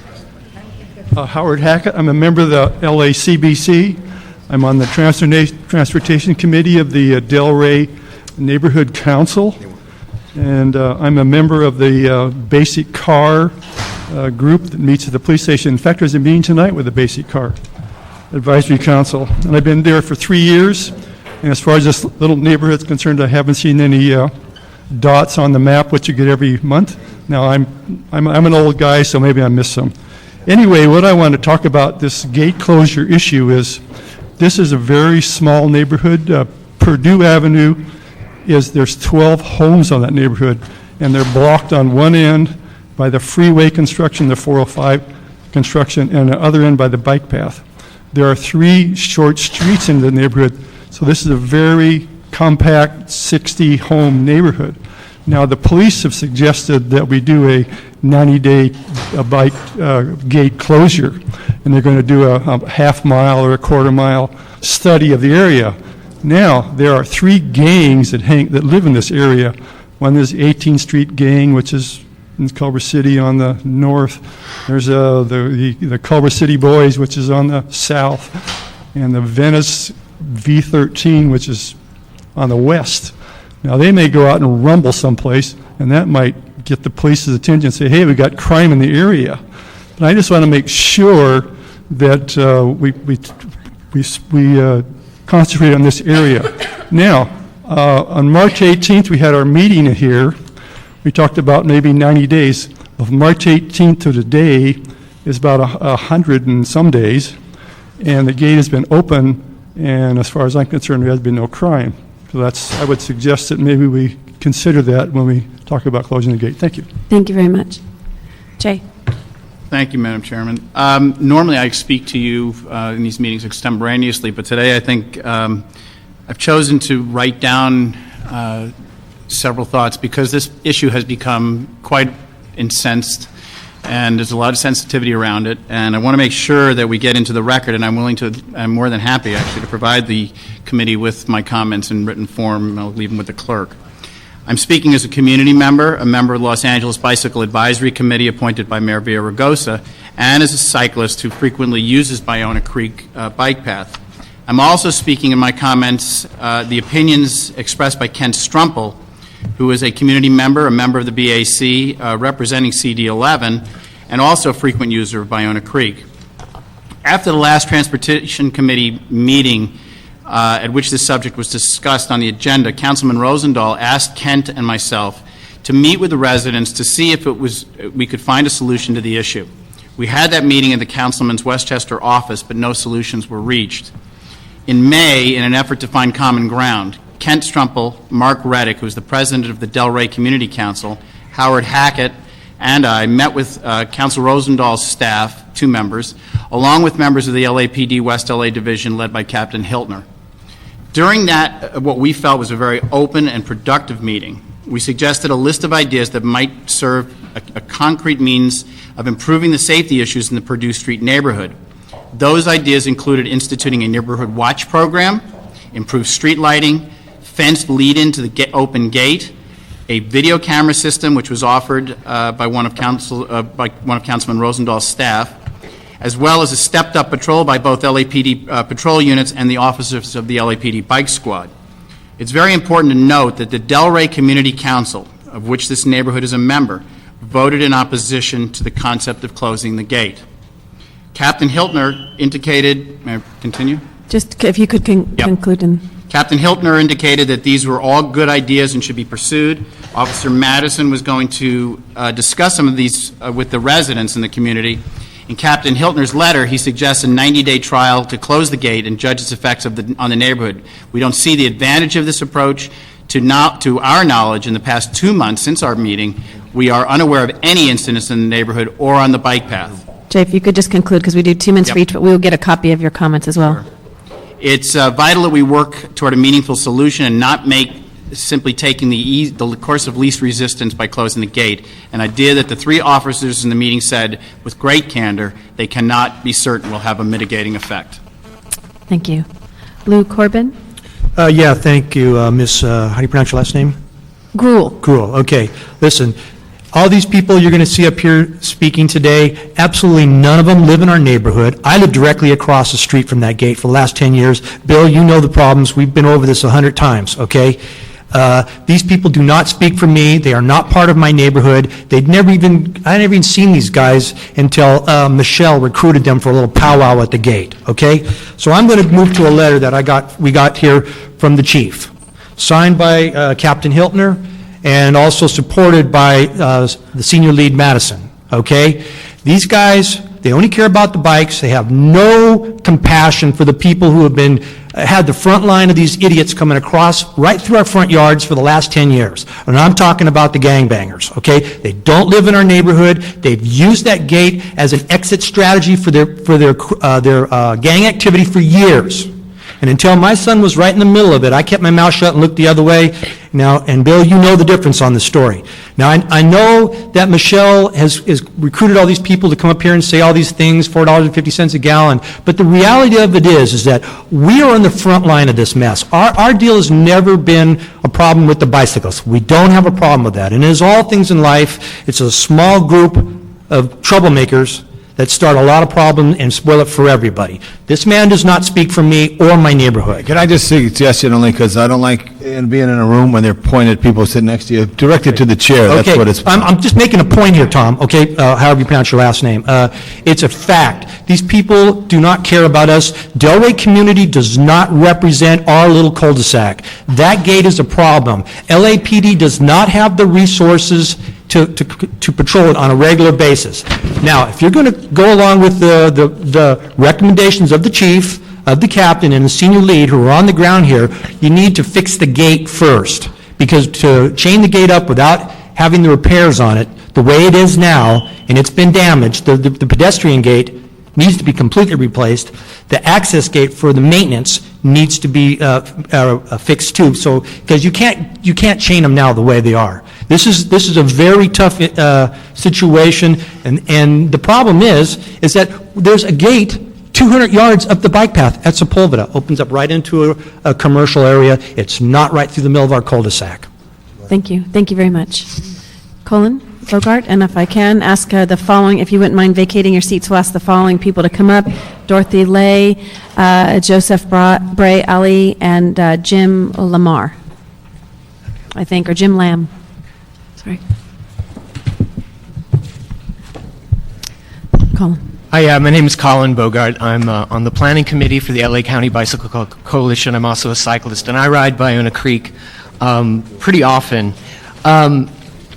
It's mostly a recreational path, but there are people I know who use it as a transportational corridor as well. And I'd like to point out that a path like Ballona Creek is only useful with multiple access points. And if you start closing off access points, that's going to make it less useful because it's going to make access to the path for anybody who lives in the area to choose to use it. I'd like to suggest that the Ballona Creek bike path is actually a gem. It's something that the people who live in the community around that path should really treasure, because you can ride that path. Most of the people, or a lot of people that I see on that path, are families and children, parents and kids, and it gives you access. It's a brilliant access point to the ocean, and to limit that access would really be a shame. I don't want to discount people's concerns for crime in their neighborhoods, but the logic behind closing a gate doesn't make any sense to me, and I'll tell you why. I've been involved with the Bike Coalition for years now. We've been promoting the LA River Bike Path for a long time, and I know one of our arguments in favor of promoting improvement of that path and building the pocket parks that are along the path, particularly downstream of Fletcher, is the argument that more people and more users on a particular path makes the whole area safer, not less. If you close off gates on this path, you're going to make it so that fewer and fewer people use the path, and therefore the path itself becomes more dangerous, and in my opinion, the area around it becomes more dangerous. You want to encourage more people to be in the area, not less. Thank you. Hi, thanks for having us here. And thanks for pronouncing my name correctly. A lot of people don't do that. I wanted to propose or ask you some questions so that you think about this when you decide on the motion. Some questions that I'm sure have run through your minds, but it's really important, especially today, because I think a lot of the people here feel like it's an historic day for cycling in Los Angeles, and it's important that we think about that. And there is a sea change, and we want to make sure that we make tangible changes to support that. So, where is the data that shows you that closing the gate will reduce the crime? I know LHPD is understaffed and under-resourced, but there has to be a way that you solve this problem, because even if you close the gate, it's still not going to solve the crime problem. How can you pinpoint the crime in the area to the gate itself? What else is being done to reduce crime in the area? Maybe LAPD doesn't have the resources for regular patrols, but what about random patrols? I know people have been talking about neighborhood watch, police on bikes. That might be a good combination. Another question is, if you're going to close the gate and people start using other pathways to do crime, are you going to then close all the streets that people use to do crime? Where does it end, really? And I know that you all have gates to bike paths and areas in your council districts. What kind of precedent does this set? Will you have to now start thinking about closing gates in your council districts? And then also, basically, why haven't we found another solution to really solve the crime area? And we really need to work together on this. And I don't want to be against the people who have crime in their neighborhood, and I don't want them to be against cyclists either. I think we can all work together. So we haven't been creative enough. Thank you. Joseph. Good afternoon. Thank you again for your time. I'll try and be brief. When I first read about this problem, the first thing I thought is, well, Councilman Rosendahl has a type of problem that every city council member in every city in the history of the world has had, which is a local crime problem like this, and the risk of shutting off a resource that some other almost unrelated community really needs to use. And that the access to this bike path is, of course, for a bicyclist vital. But I can understand the problems in a community where there probably is some kind of, it's an attractive nuisance of sorts, a dark place where people can go and hang out and, do drugs or spray paint or just run away from the cops when they get in trouble somewhere else. But really, this closing of this gate is a political problem for the people in the area when it falls into a councilman's lap. And there are other solutions that other council people have found and used in the city to, varying effects. I'm reminded of Jan Perry's efforts in downtown Los Angeles to hold, I think it's a monthly or a weekly walk through Skid Row. And though this is, obviously this is not Skid Row, but similar do-it-yourself efforts that require a little bit of staff time, I think, to help organize it, but coordinating with local residents. And in Los Angeles, we have a very powerful and vivacious and vibrant social bike scene. And I don't think it would take very much to organize a friendly, family-oriented, maybe monthly or even weekly ride through this area to make sure that everybody feels safe, they know what's going on, and they have a regular means of presenting their concerns to the police and the city council office to get the attention they need to the real concerns, which are not the bike path, but obviously some other neighborhood problems. So let I present that to you as an idea. Thank you very much. And if I could, I know, Jim, you're going to speak next, and then ask if you wouldn't mind giving up your seats to the other three speakers. The last three speakers, Damian Newton, Alex Thompson, and Rich Waters. Mr. Lamb. Chair Gruhl and committee members, I'm Jim Lamb. I'm a retired architect with most of my career spent in Los Angeles, although I'm a Culver City resident, and I live on Braddock Drive, which is a local connector street that connects my neighborhood next to Culver City High School with Purdue Avenue, with Mar Vista Gardens, with Marina Del Rey Middle School.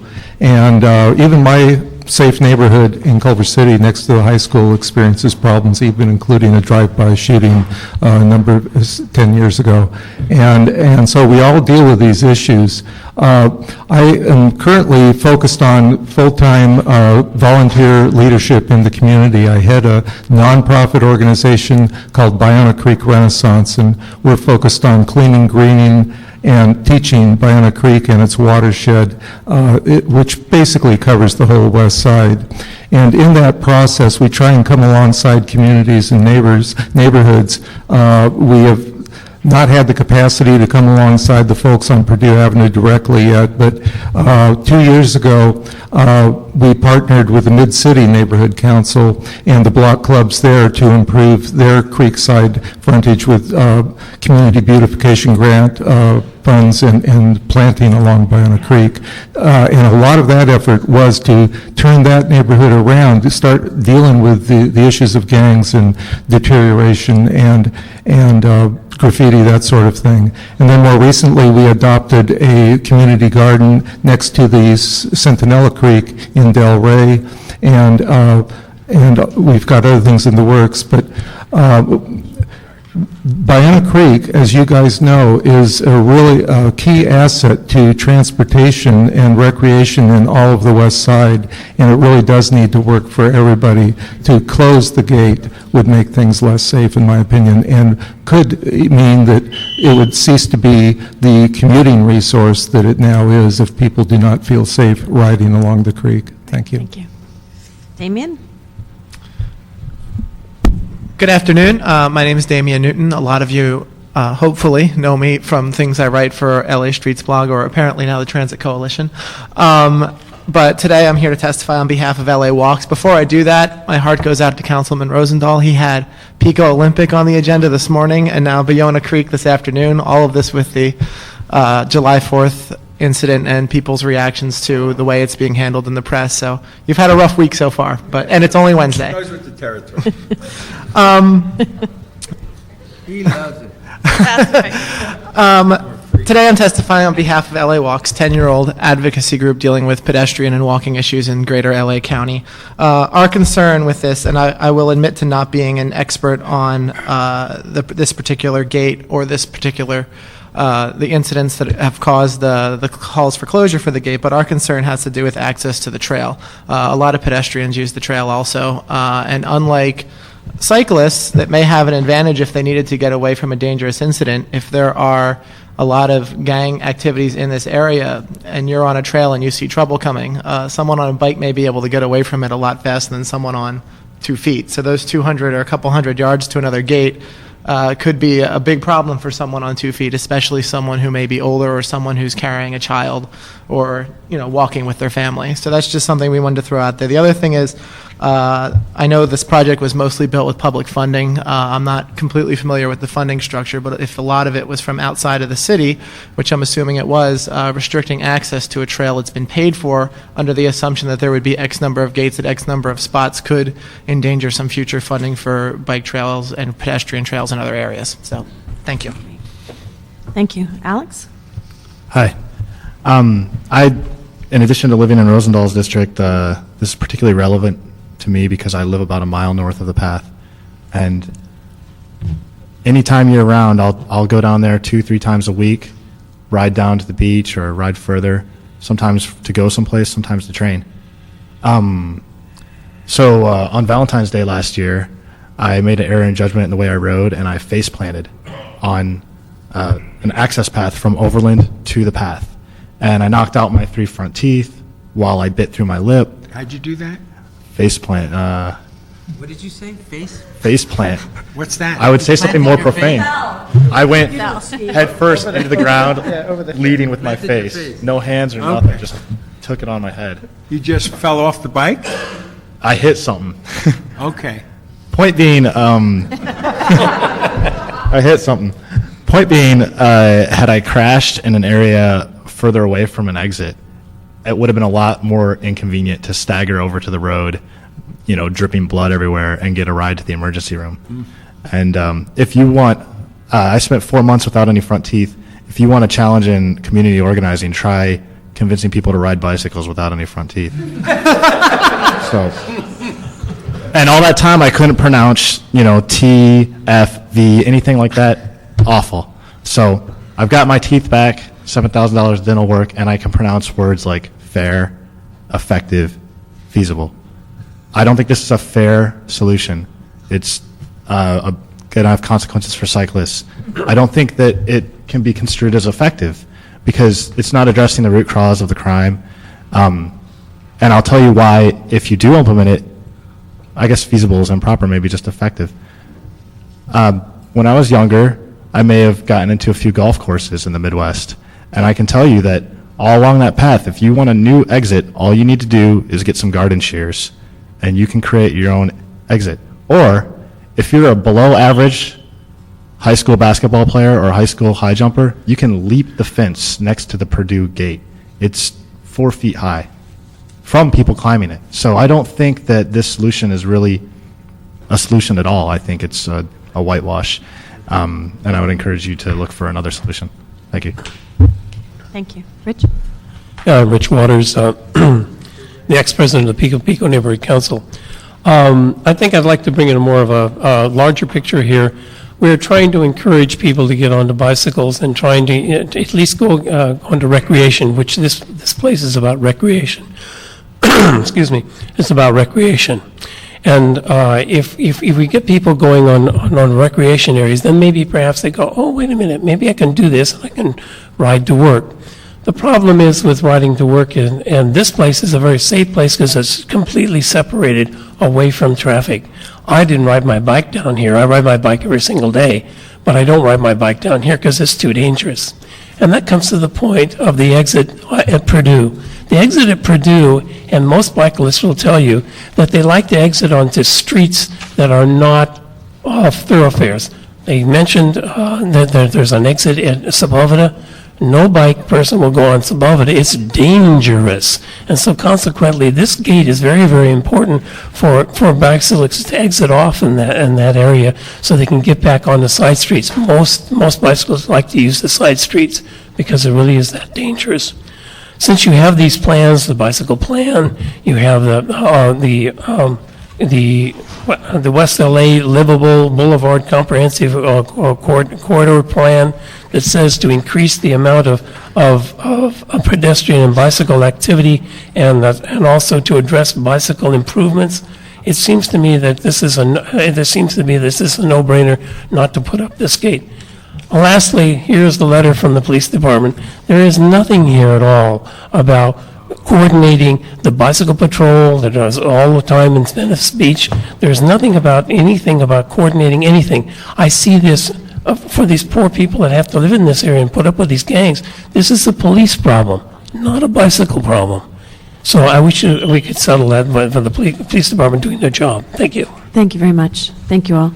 If we could have the transportation staff, and if you'd like to, Mr. Rosendahl, this is in your district, you'd like to lead the discussion. Yeah, I'd like to ask the LAPD to come up, too.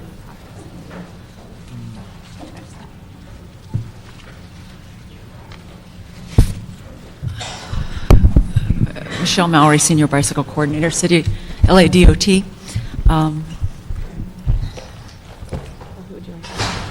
Do you want to respond to the motion, to the discussion? Well, I have a couple of comments. The concern from the Department of Transportation, specifically about the closure, we have a real concern about locking bicyclists and pedestrians into the path. There's a misconception about the distance to the next gate. The gate to the west is 375 yards away, while the gate to the east is 557 yards away. Those numbers again. 375 yards, or 1,125 feet, is the next gate to the west. The gate to the east is 557 yards, or 1,670 feet. So we had our engineers go out and measure it and be sure we were accurate about the distance to the next facility. We know that while it is primarily a bicycle path, we have multiple users out there. Last time I was out there, actually with one of your deputies in the community group out there are kids walking from school with basketballs, women with strollers and their children. So we have a number of other users out there, and we're concerned about their safety as well as locking them on the path. We are also very concerned about establishing a public process. So everyone in the community can be fairly heard on this issue. At the meeting conducted by your staff with LAPD and myself, we heard 4-1 in favor of keeping the facility open, and we heard from neighbors in the community, other than have been fighting for the closure, that they want the path to remain open. Staff has actually drafted a process for closure if we do want to continue to pursue that based on the street vacation. This is a public access way, just like a street. So we looked at the city speed hump process as well as the state Streets and Highways Code for street vacation and came up with a real draft policy at this point, but a methodology for public hearing to be able to allow everybody to weigh in on this. Thank you. Did you want to add anything at this point? Not at this point. Okay. Can I ask him a question? Because I know this, one of the reasons you're sitting here is the eligibility of funding and the MTA and what impact potential a closure or not closure would have. I think I just want to say sure. We have heard from MTA staff that their intent is to include language or criteria within the next call process to specifically ask if you have closed any Metro-funded facilities, close access to any Metro-funded facilities. So it may inhibit or limit our chances in the future for the bike money that we desperately need. Is MTA here in the room? Yes, Art. Art is. Well, I let him say that rather than you. I appreciate that. Okay. Captain? The police department's perspective on this has been that we're trying to balance the desires of the immediate community with their concern of crime and the fear of crime that has some connection to that bike path, whether the suspects that may be committing the crimes are using that as a thoroughfare. And we're trying to balance that as well with the bicycle riding community that wants to use that as a thoroughfare and an access point as well as a point to get out of the bike path if there is an emergency. Police department's thought was that if we look at some of these different options, whether it be lighting, cameras, increased neighborhood watch in that community, and view that with respect to period of time with that bike path closed versus the same period of time or a separate period of time, excuse me, where that bike path is open, we could look at the difference in crime and try to make an assessment, an educated assessment as to whether or not the closure or the opening of that bike path at that specific gate is having an impact on the crime or at least the perception of the community as to the safety of that area. Did you want to add anything, officer? Couldn't have said it better. No, not at this time. Okay, could I ask MTA to come up for a quick second?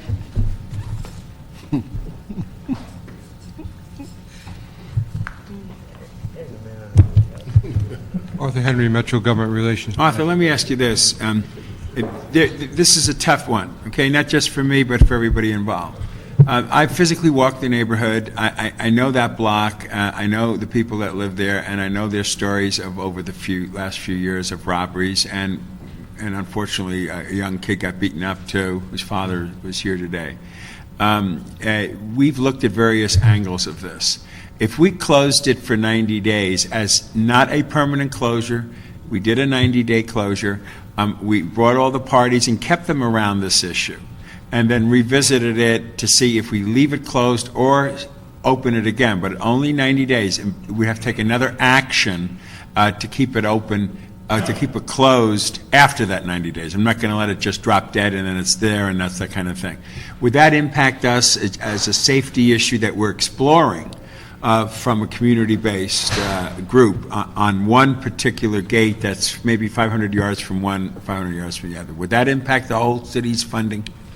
Be honest with you, council member, I have to go back. I really, what Mike shared, I had not heard before. What he said to Metro staff said I did not hear that. I need to go back and verify. Not, obviously Mike heard it, but I need to go back and find out what the background is in this. Unfortunately, I can't directly address Okay, well, I it now. appreciate that, and come back and let us know, because I'm not going to be hammered one way or the other by we're not going to get Metro funds if it's a safety issue, number one. And then number two, I have a concern about the safety issue in general. Well, thank you for coming up. Let me ask you this, Captain. One of the ingredients that the bicyclists are talking about is their ability to get out of the path of danger.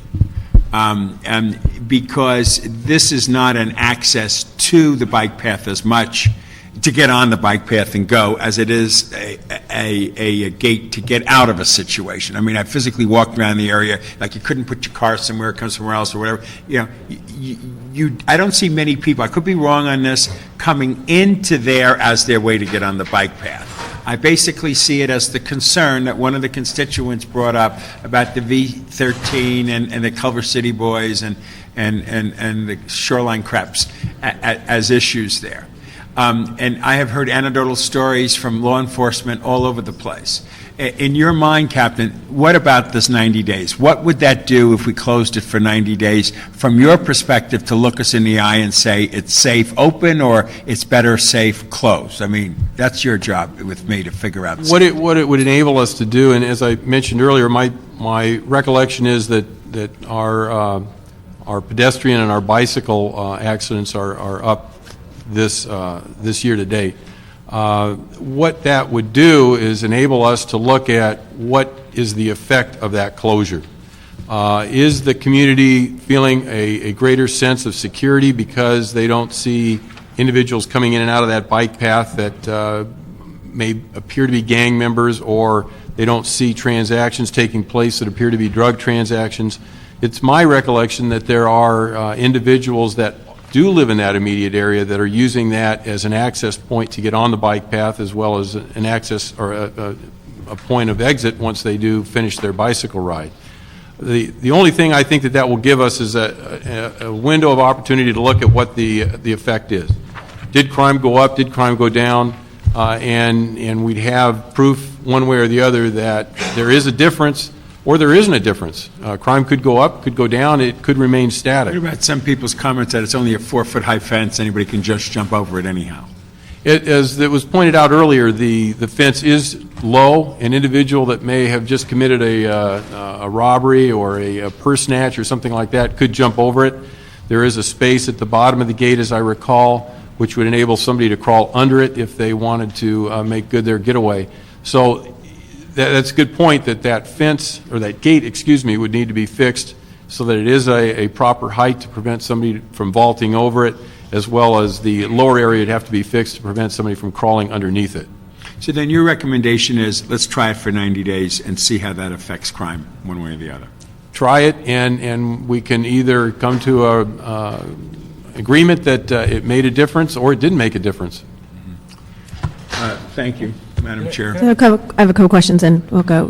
One is you and I've had an experience not based on bicyclists, but an issue regarding a closure. And you mentioned the feeling of security. I can bet you 100% that they're going to feel more secure.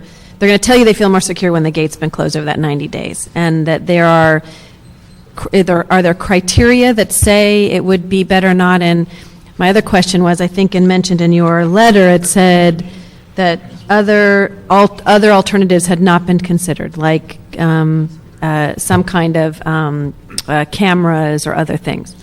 There was a meeting that we held with some community members about 2 months ago, and that was a couple of the items that were brought up by the Delray Neighborhood Council. Cameras, also better lighting, other methods to enlighten the community as to what's going on in the area through Neighborhood Watch, better communication with the neighbors that live in the area. And those are all measures that can be taken that might discourage an individual from committing a crime if they know they're being videotaped, or there's lighting that would illuminate their license plate if they're up to some kind of criminal behavior. I think those are all good things that will be a benefit to the community, whether the gate is closed or left open. But I think those are things that we can look at and make an educated decision as to whether or not it had the positive effect we're looking for, which would enable the gate to remain open so that people do have ingress and egress to that area. And what my first question was the criteria in which you would evaluate it. Well, right now what we've been basing it on is the crime numbers.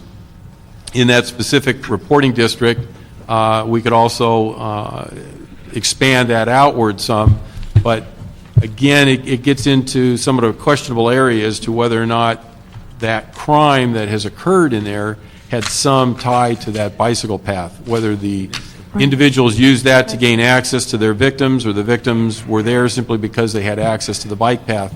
And it's kind of what came first, the chicken or the egg, but Because that's hard, it's hard to ascertain a criteria. And we had that same issue in my district, which was there had to be, and this was different than a bike path closure. It had to follow some state law, and looking at that there were real criteria, that it couldn't just be a judgment. You had certain findings in which to do that, and I'm concerned about how that. I guess the other issue is in the crime recently, how has it been worse, better? What's the statistics? Actually, when I looked at the crime for the first 6 months of this year versus the first 6 months of last year, Part 1 crimes are down 47% in that specific RD, which takes in that specific gate as well as some adjoining real estate. So it's down 47% since the incident that I think was a precipitating factor. I'm not sure what the date was of that incident with the young man. However, this was the same 6 months of last year versus the first 6 months of this year. And the other issue, I don't want to ask a question, but again, I had this own kind of issue in my district. So when we talked about this, on the cost-wise, because I know looking at the cameras was an issue, but if there's going to have to be put a fence and then an additional fence above that 4-foot fence, that's a cost, correct? Who would assume that?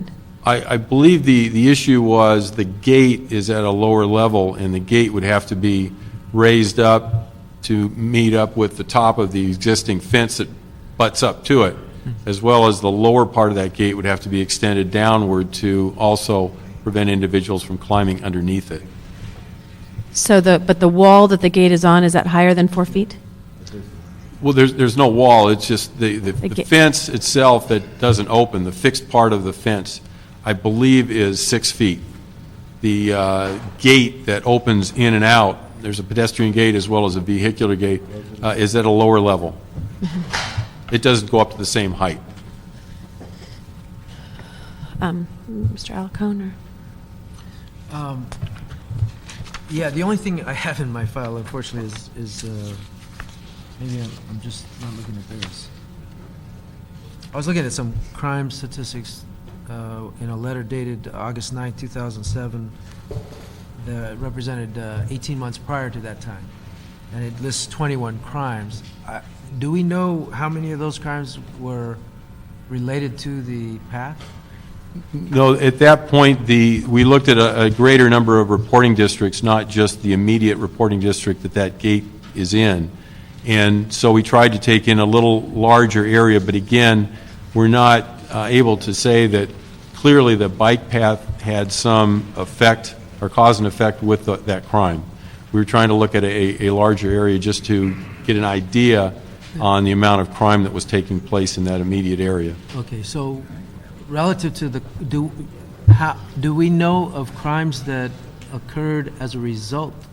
Do we have specific information about crimes that occurred as a result of the path? I don't have that readily available, no. I could say this from my own anecdotal understanding. The gentleman who spoke, his son got beaten up at that path, and several of the homes had been burglarized over a period of time. I met with all the neighbors there, and they have been burglarized, and one of the kids has been beaten, directly attributed to not bicyclists, obviously. Bicyclists want that gate for their own safety. Yeah, but do we know that the burglaries, for example, occurred as a result of the bike? I'm trying to visualize somebody on a bicycle riding away with a TV or something, but or a gangbanger or something. Or if they're walking out, then what's going to stop them from? If they don't mind going into somebody's house, what's going to stop them from climbing over a fence? That's an excellent point, and all we're talking about here is making it a little bit more difficult for those individuals that may use that as a thoroughfare for whatever their travels are, if they're legitimate or if they're up to some sort of criminal behavior. Or it may shield potential witnesses from observing the crime. That's correct. I've closed a lot of streets, and because I cover North Hills in the Safer City Initiatives area, I have 2 gang-related zones in my district, and I take it very seriously when we close the public thoroughfare. I do believe it falls under state law with regard to certain findings that have to be made before it can be closed. It has, I believe. City attorney's not here. I rule the other way. I believe that even due diligence, regardless of state law, should demand that there be specific findings that this is for the public benefit, as opposed to this is clearly going to take away from those people who benefit from the utilization of the bike path for legal purposes. And I'm trying to get a picture. I am not convinced that the bike path is the problem. I also heard one of the recommendations was that we should do neighborhood watch. Does this neighborhood have a neighborhood watch program? That is something that Officer Madison, Senior Leader Officer Madison to my left, is working with the community to accomplish. If a neighborhood isn't willing to participate in a neighborhood watch, why should we close the public street to somebody else? If they're not willing to take the time to sit down and strategize and meet with their community to organize safety procedures. You know, there was one neighborhood in Reseda, it wasn't even my district, a great guy out there organized his neighborhood along a wash where they had similar problems. They didn't close the wash. I mean, you can't close the wash. But what they did do was put bougainvillea along the fences, and I'll tell you, the burglars did not want to climb through the bougainvillea. And that is what neighborhood watch programs are for, to come up with creative solutions so that you're not blocking public access on and a recreational facility to the rest of the community. We can't be living on islands in LA. And by the way, I'd love to have these crime statistics in many parts of my district. When we close the streets, these statistics would have left those streets open. There's no question about it in my mind. And so I'm not convinced that the case has been made that we need to. What we should do is we should have a neighborhood watch program for 3 months and then find out if that had a positive impact. Mr. Labange. I think why are we picking the closure of a recreational facility, a public thoroughfare, as the first option before we try something else? I think the video cameras is a great idea. So let's pitch in as a community. I'll throw money at you, Bill. I get it. Richard, if you wait, look, I'll be very blunt about this issue. The police are clear that they want to test it for 90 days. There are other police officers who are even a little bit more dramatic about it.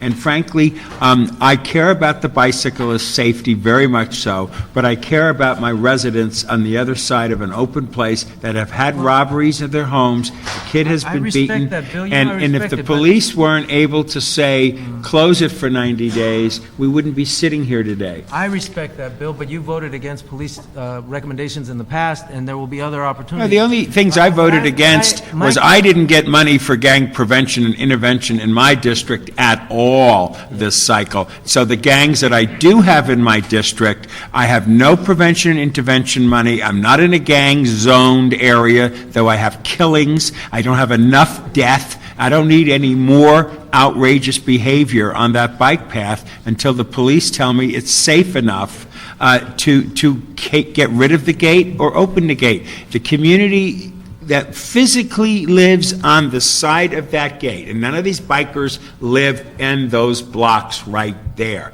I walk those blocks, I talk to those neighbors, and I have no intervention prevention money. My police are always understaffed because the other districts with more violent crime gets more cops. And if the police say to me, we want a 90-day test and a pilot, and we'll evaluate that at the same time we're doing the other, what am I going to tell my police are wrong? That's their job, is safety. Mr. Rosendahl, if you come back and tell me that this neighborhood has a neighborhood watch program effective for 3 months, I'll vote with you. But I don't believe they have raised the standard of concern. All they want to do is close off people who are using this for a very nice public use. Blocks, all those people. The people that are why the people have the right to that public thoroughfare. It is a recreational Richard, if there facility as wasn't well. I'm not about a gate a few recreational blocks facility. away, it takes like 3 minutes on the bike to get another block exit, I would agree with you. We're not sealing off the entire bike path from people on the bike path. I understand that. I'm just saying, I don't think this community has demonstrated their passion to the extent that they would organize themselves a simple neighborhood watch program. Mr. LeBlanc? No, I just would want to ask that our committee here follow the recommendation of the Pacific Area Commander to give a 90-day breather to do assessments. I would put on the table in working with General Services. They have taken over work that the park rangers used to do. This is a Los Angeles City Bikeway. It is. We On maintain. county property. That's okay, but we don't close the gates. We don't do the security for that, right? Have you inquired with General Services? Could the future be that possibly, because they do close gates, and I think, what's the name of the playground? It's not a playground, it's a park out in Playa Vista, it's got ducks. Yeah. It's out on the coast, it's Rancho Del Rey. Del Rey, they close the parking lots there now. Is any from the Del Rey community here? They now close the parking lots on a regular basis. Maybe in this 90-day period, there could be some discussion with your deputies. The councilman knows his district better than all of us. And we'll also talk neighborhood watch with everybody and do all that. And I would also state that in that time period, potentially, if this is a night problem, that we say at 8 o'clock, we close the gate. I'm concerned of the Los Angeles River Bikeway, that sometimes it's not closed when it never rains in Southern California, but when it does rain in Southern California, that there would be people invited into an area like the Hyperion Bridge that goes underneath the bridge and has that problem. Who's closing the gate? It's not you, it's General Services or Rec and Parks. I think this 90-day gives you a great opportunity to make that assessment. And 200 yards, is that the next location? 375 or 557. So say from here to 2nd Street is 375 yards, or maybe to 3rd? Almost 4 football fields. I know, but I'm going football fields right now. I don't know. From where I sit right now to where the First Street steps is a football field. And then to where the flagpole, where Kosher Burrito used to be, is another football field, and then you keep going down the street.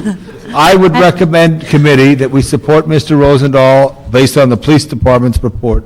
And also state, too, that this is ours. This is our thing that we have to maintain, and we're not maintaining it. I always think when we as representatives state that crime is down 84%, I think of the 14% of the people who got punched in the face.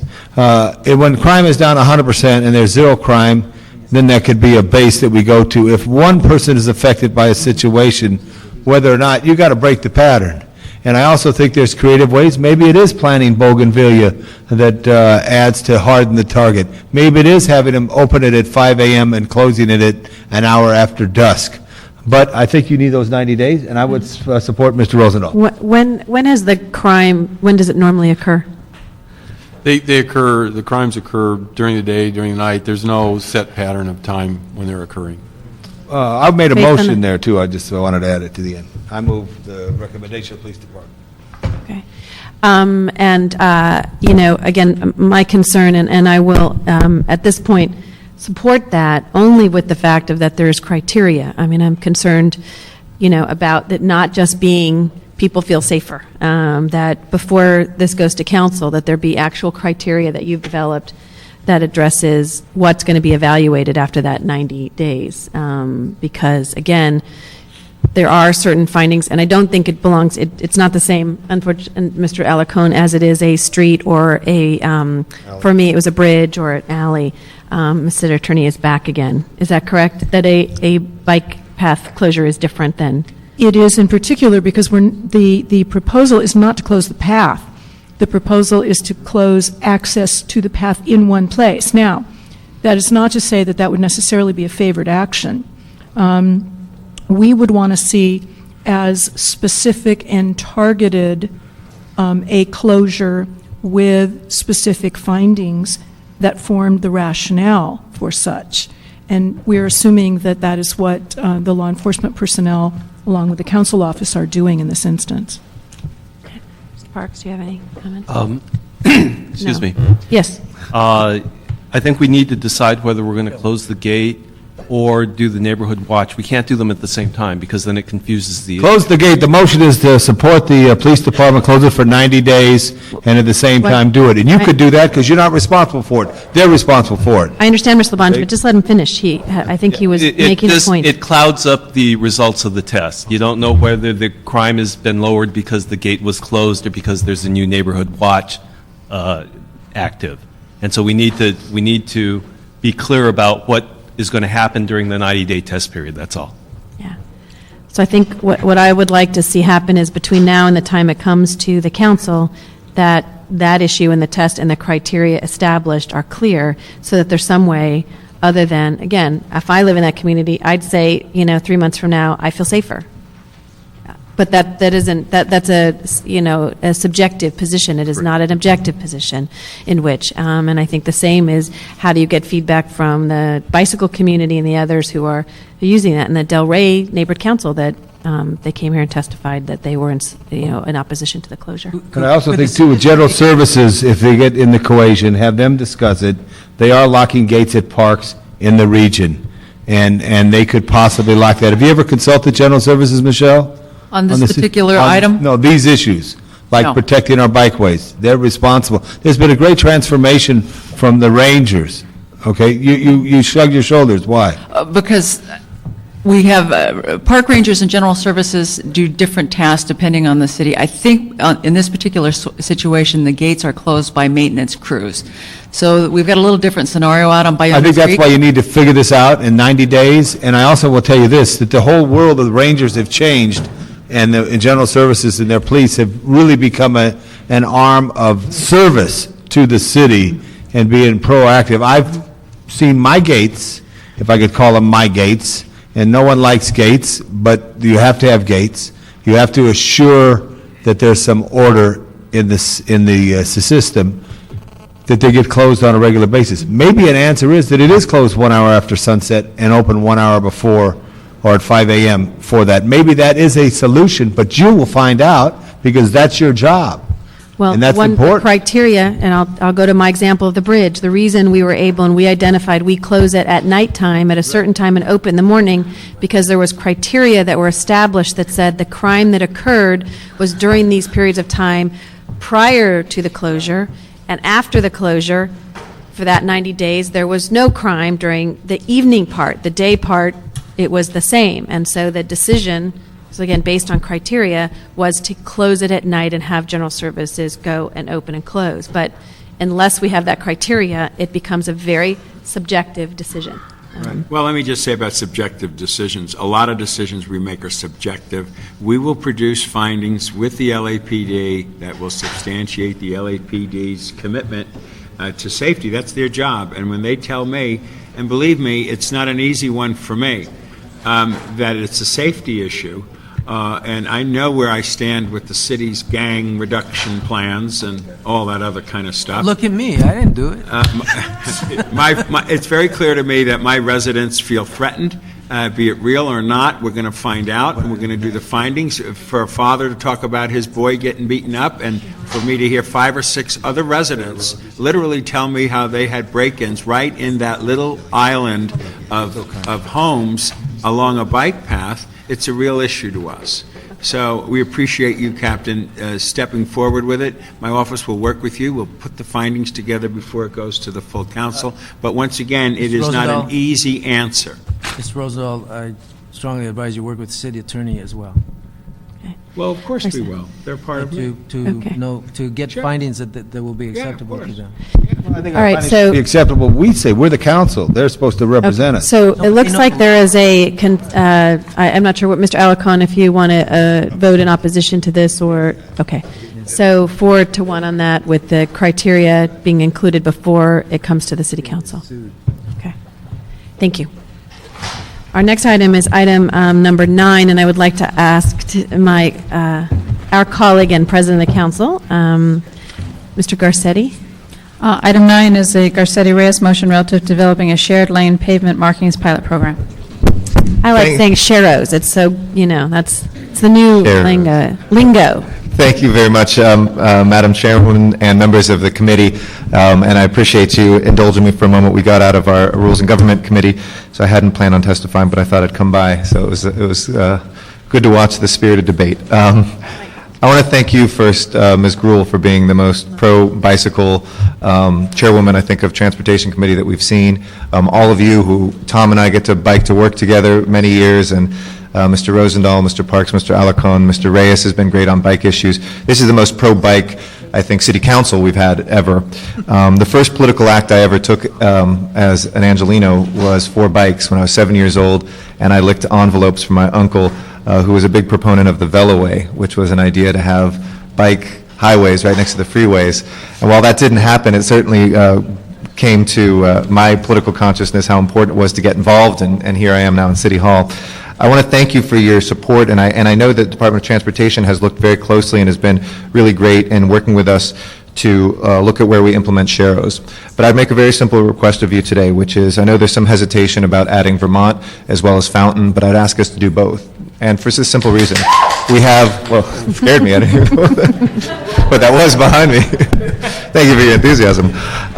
We already have bicycles on Vermont. That's the truth. Whether we do sharrows or not, there's going to be bicycles there today, as there's plenty of road for bicycles in this city, and will continue to be. As we add bike lanes and bike paths, and I'm very proud working with Mr. LeBonge that the newest extension and the largest extension of bike paths in the city of Los Angeles will be added through Legion Valley and formerly known as Frogtown soon, now that we've gotten all those rights of way. That'll take us basically from the valley right to the edge of Chinatown soon. But we have to do what we can on our roads. I am just as concerned with the safety of bicyclists like myself on streets like Vermont as anybody. So I share the Department of Transportation's need to do that in a safe way, but we will be monitoring this extremely closely. We have a great bicycle community that has grown up around Vermont right now, at LACC and the surrounding areas. It's almost a bike area that is as friendly to bikes as it is to cars and pedestrians. And I think if we're able to do it both places, we can show what is possible throughout the city. And I want to thank your staff, Ms. Gruhl, for their work on this, Ms. Cohen, and your leadership on this as well. If we can do this here, I think we can show in the middle of the city, in the most densely populated area where we see literally thousands of bicyclists who come together late at night to be with each other, or sometimes one-on-one, as I do to bike from my home in Echo Park, that we can do this safely, we can do it without having to find wider streets, and we can do it in a way that encourages more and more people to bicycle. So I thank you in advance for your support. I thank you for allowing me to testify, and I urge you to pass it. Thank you. Thank you very much, Mr. Garcetti. I appreciate it. Did you pass our motion on the half-cent sales tax and the other? I did go forward the half-cent piece of it. The 1 cent we've decided to hold in committee to see until there's a time that the state is moving forward with 1 cent. Thank you. So, Okay, now I'll definitely vote. I'm kidding. Thank you, Mr. Garcetti. We do have several other cards on this item. I've asked people to come up to the table. Joseph, Ingrid Peterson, Leslie Caldera, and Colin Bogart. Colin Bogart. You're on. We have more. This is just the first four. Ingrid also had to leave. Ingrid had to leave. Okay. So, Arisha? Yes. Thank you. Joseph. Thank you again for your time. This is the third time I've been stealing your precious minutes away from you. Okay. First, I'd like to say that a close friend of mine who goes by the alias Captain Sharrow has already done a few Sharrow experiments in Los Angeles, and it is a cheap way of signifying that bicycles belong in the street. But it really is that. It is just a very inexpensive way of showing that bicycles are important, because it doesn't materially improve the lot of cyclists too much. It doesn't make it easier for a 50-year-old woman who's doing her shopping to ride in the street, but it does make it a bit easier for everybody to just kind of know that we have the legal right to occupy the road. With that said, I'd recommend, I'm sure you're going to move it. The council president was here, and thank you very much for taking this matter up on the same day. I know a lot of cyclists around the city appreciate it, and Great. best of luck. You only had to bicycle down here once, so. Leslie Caldera? Yes, that's me. My name is Leslie Caldera. I've been commuting by bicycle for the last 22 years. Bless you. Today I rode up here from my home in Long Beach. Wow. I saved approximately $9 in gasoline in doing so. I saved parking fees, and I saved gym membership fees. And can I ask you, how long did it take you? Approximately 2 hours. Okay, not It's bad. 27 miles. Yeah, 27 miles. I believe that the Sharrow's program will do a tremendous amount with very little capital expense. I encourage the committee to move forward with this pilot project on Fountain and Vermont, and then, based on the positive results from those 2 pilot streets, that this program will be expanded. Sharrow's do a lot of things that benefit cyclists and drivers as well. I wrote down a top 5 list in. You have a minute, so you're good. Okay. So my top 5 list would be number 5, it discourages wrong-way cyclists from riding on the left side of the street when they should be on the right side, going with the flow of traffic. It encourages cyclists to get out on the streets where they should be and off of the sidewalks, and alleviates fears that cyclists may have of riding with traffic. It encourages cyclists to avoid the door zone, which is riding too close to parked cars, so they're in danger of being hit by a parked car door suddenly being opened. It educates drivers of cyclists' rights. More times than I can count, I've been shouted out by people driving by me to get off the road and get back on the sidewalk where I belong.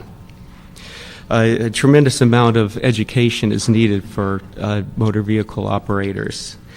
And number 1, it's an official stamp of approval. It's a good housekeeping seal of approval upon the cyclist's rights. And it's that confirmation communicates to drivers as well as cyclists the city's position on this. Great, thank you very much. Did you get to 1? Was that the last one? The 1. That's it. That's it, That's okay, number 1. thank you. Thank you. Colin. Arisha, sorry, and then I'll just call up Alex Thompson, and I don't think, Marcel, you need to speak now because your boss spoke. Okay. And Glenn Bailey. Yeah, once again, Thank I'm you, Colin Colin. Bogart, and I'm on the planning committee for the LA County Bicycle Coalition. I originally brought with me a copy of yesterday's LA Times article from the business section, and was going to wave it around, but I think we all understand that now is the time for us to start taking action to make this city a better place for people to ride a bike. And now is the time to really start building a complete network in this city for cyclists. There's lots of new riders riding on the streets. Those of us who ride can see it, and now the press is starting to confirm that. We were talking a little bit, Mr. Labange was talking about how we need to figure out what we can do now and what's the easiest thing. Well, I propose that Sharrows really are one of the easiest things we can do because it doesn't require any changes to the existing roadway. In fact, it depends on the current structure of the roadway. It's designed to fit in with cars that are already parked on the roadway. And so of any of the options, whether it be bike lanes, bike paths, bike boulevards, this is possibly the simplest and easiest measure we can take. And I encourage that we move forward as quickly as possible. I also sit on the Planning and Beautification Committee for the East Hollywood Neighborhood Council, and I'd like to let you know that we presented the Sharrow option to them. They sit squarely in CD 13, and that Neighborhood Council Planning and Beautification Committee is going to recommend to the larger body that they help to fund Fountain and Vermont. So they're so excited about this project that they actually want to take part of their limited budget and put money towards it too. And so I wanted to let you know about that. It hasn't been voted on, but everything's looking pretty good in that direction. Great, thank you very much. Arisha. Hi, my name is Arisha Smolarski. I'm the Outreach Coordinator at the Los Angeles County Bicycle Coalition. It is wonderful to hear all this support for cycling in LA. Just a little bit of the history. We have been working on bringing Sharrows to Los Angeles since 2005. We presented an initial pilot project idea to LA DOT in 2006, and we are glad to hear that they have finally, very recently, just decided to continue that idea. So we thank them for that. We also, just very recently, presented this concept to Garcetti's office, and I'd like to thank Eric Garcetti personally from the LA CBC for bringing this motion here today and for your support with that as well. Hopefully it won't take another 3 years to get them implemented into the city. So together, it seems like that we can all change the city right now and make it more safe, make it more bike-friendly and safer. So in light of the high gas prices and global warming, it is really important that the city make it a responsibility and a commitment to create a bicycle network to meet the demands of this rising population. A bicycle network that connects bike lanes, sharrows, bike routes, bike paths, eventually bike boulevards. I'd like to support Fountain in Vermont as actually initial places, very reasonable and logical places to initiate sharrows in Los Angeles. They do connect the bike path from Sunset all the way to a bike route on the west side, and then eventually can be continued in Labange's district, and then through the west side all the way to Santa Monica. So that would provide an east-west corridor. The Vermont also would provide a north-south corridor for many cyclists. A lot of people already use Vermont as a major thoroughfare for cycling to go from the northern part of LA all the way down to USC. Eventually we can connect them to there. So it also connects major metro hubs as well. Okay. You can do your last sentence. Yes, sir, your last. So I just look forward to seeing Los Angeles join the rest of the nations in the city in building a bigger, brighter future for cycling. Great. Thank you. Thank you very much. And if one of you could let Erica come up and sit. Erica? NC. NC. I'm sorry. I should know that, and I keep calling you Erica all day. It's been a long day. I apologize, NC. No wonder you never came up the other time when I looked straight at you and said Erica. Sorry about that. Yeah, he's a great photographer, by the way. What did we hear about earlier? He's one of the Who's best. the guy that you were talking about earlier that you always call him? That's right. Watch out, Alex. He's going to erase all my pictures. No. He's an expert. You're going to erase all the pictures, man. Okay. Erase those pictures. You got it, right? Brown Act. All right. Now the pressure's on, Alex. All right.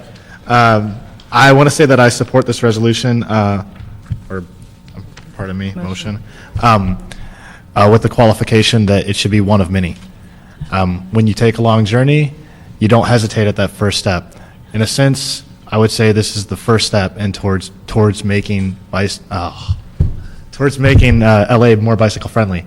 It really hasn't been a topic that has been talked about a lot recently, so this is a good move.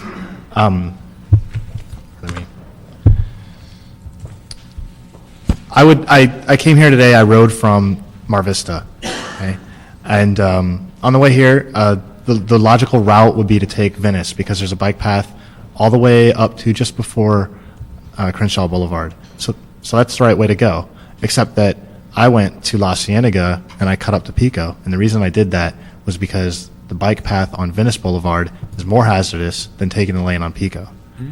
And that speaks to, in an oblique way, the issue that Leslie talked about, which is that sharrows are communicative. They communicate an immense amount of information to motorists, and they establish a culture that cyclists are entitled to use the lane. And we often get shouted at, share the road, by motorists who then cut us off, who are misinterpreting the message of the share the road signs. So I think sharrows actually carry that message better than share the road does. And so I think this is a very effective way of getting at probably the largest problem for cyclists in Los Angeles, which is not a lack of infrastructure, but is a sense of entitlement, a culture of entitlement amongst the private motor vehicle drivers. So I'm very supportive of this. Thank you Thank you very much. Glenn. Thank you. Glenn Bailey. First of all, I do want to support Councilmember Garcetti's taking initiative on this. I just got back from San Francisco last week, where, as your staff report indicates, there's 1,000, or as the motion indicates, 1,250 sharrows designated. Some of those are on major streets serviced by what would be equivalent to Wilshire Boulevard or Ventura Boulevard in terms of the public transit that's there. And my point on this is, I think if we're going to move ahead, this is something, as Councilmember Labange says, do something this year. Let's move ahead, do something this year in every single council district. Expand this motion so that there is a pilot project in every single council district.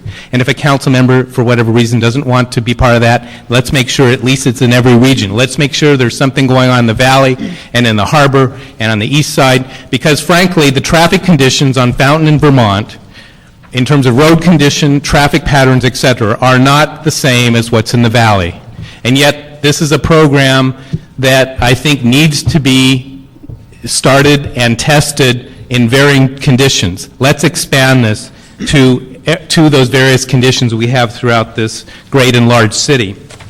Last point I just want to make, this is essentially like the bike route, except probably faster. Many of our bike route signs, as you probably know, are been tagged with graffiti. The advantage of these in the street is I don't think we've seen graffiti taggers yet. I hope they're not listening. Yeah, don't give them any ideas. Right.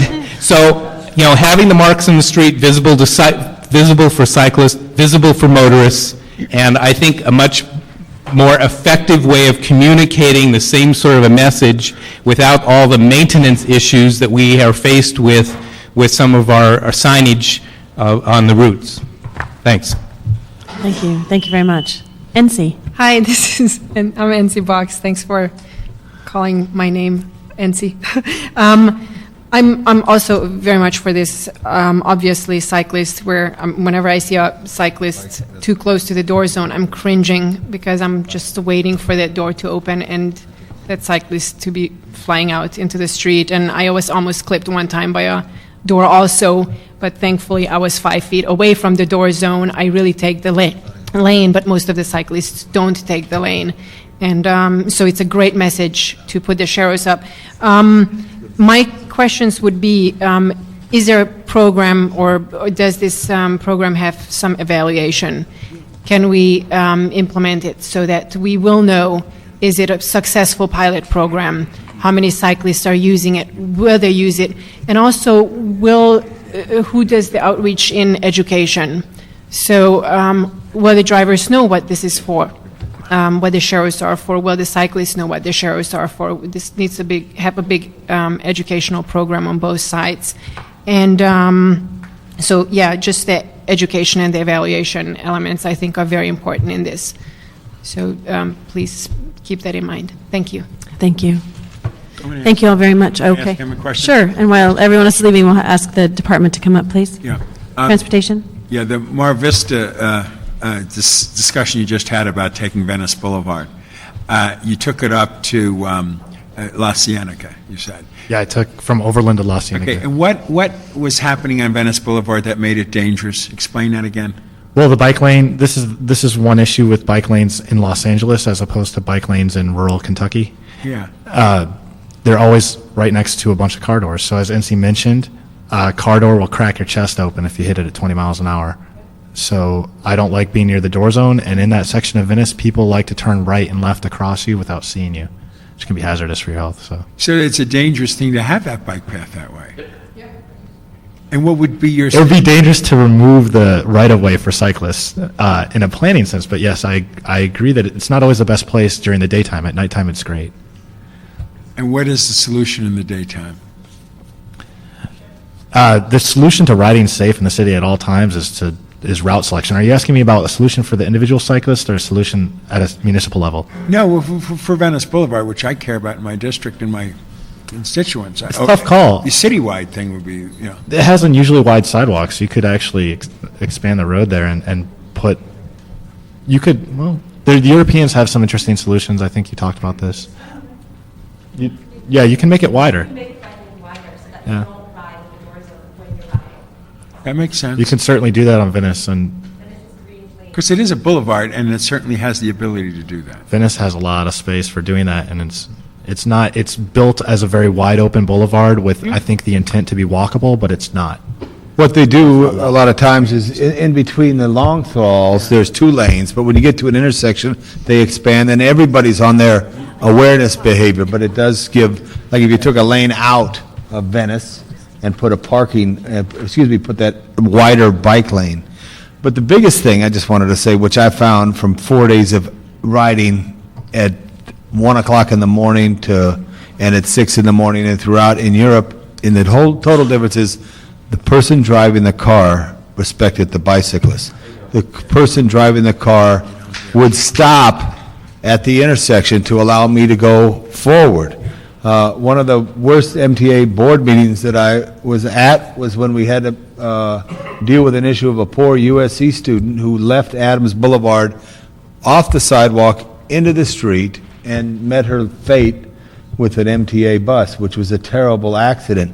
Awareness is so important. You have to ride like you are in a door zone all the time because there's a lack of respect. But the only way we get through this is if we start picking some streets and start making it and say that you belong there, but in a safe way. And I do believe, too, that riders don't do this necessarily. You got to respect the red lights and the stop signs, because unfortunately, people in Los Angeles are competitive in the sense that they get, where you see, why is this guy cutting through a light? You know, you understand what I'm saying? Can I make a comment about that? Sure. I think that if you see a bad driver or somebody cuts you off in a car, and when I was a motorist, or somebody runs a late red, which is a little more hazardous to public safety than a cyclist running a red, because it has the potential to kill a lot of people. They don't say all motorists are red light runners, but there's a tendency. Santa Monica Councilman Holbrook did this last night. He said every cyclist he'd ever seen, I'm not exaggerating, he said every cyclist he'd ever seen ran every single stop sign and every single red light. Right. And I think we need to move away culturally, and I know this is difficult for you, from collectively generalizing in this way. Does that make sense? I understand that, but right now, if we went down Sunset Boulevard, we'd see it in a higher percentage. They got bike signals at intersections. They got to rethink it, and John Fisher's agreed to go on a trip to Europe to see this firsthand and be able to bring back the change orders necessary. Thank you. All right, thanks. Thank you. If we could have the Department of Transportation, yes. Madam Chair, I just have a simple question. Why does it cost $150? There's this guy that comes to the house and charges $10 to put the numbers on your sidewalk. I just don't understand why it costs $150 per thing. Isn't it just like a stencil and they? I know some kids in the GRZ area, as a matter of fact. Okay. Why does it cost $150? I'm sorry. Some of it's supposed to be donation, I think, to whatever. That's the cost the city relates to when a sign's installed, when a marking's done. It's a standard cost. And our costs are very high. I'm asking why it costs $150. I don't know. For the sheriff. I'm not sure. Yeah. For the sheriff. The signing I get, because they had to dig the hole, they had to put the post, they had to put the sign, they had to print the sign. But the sheriff is just a stencil. Boom, spread, you're out. Why $150? I'm not sure. We'll look into that and get back to you. Yeah. But the guy bigger that comes knocking on the door. But the bigger cost isn't the initial installation, it's the ongoing upkeep of that, because the pavement markings wear out pretty rapidly, a lot faster than signs. Yeah. And so once you put a pavement marking in, you've got to go back and... I think they have to design where they're going to go and how many feet between that. If you could just, because we're... Summarize? Yeah, thank you.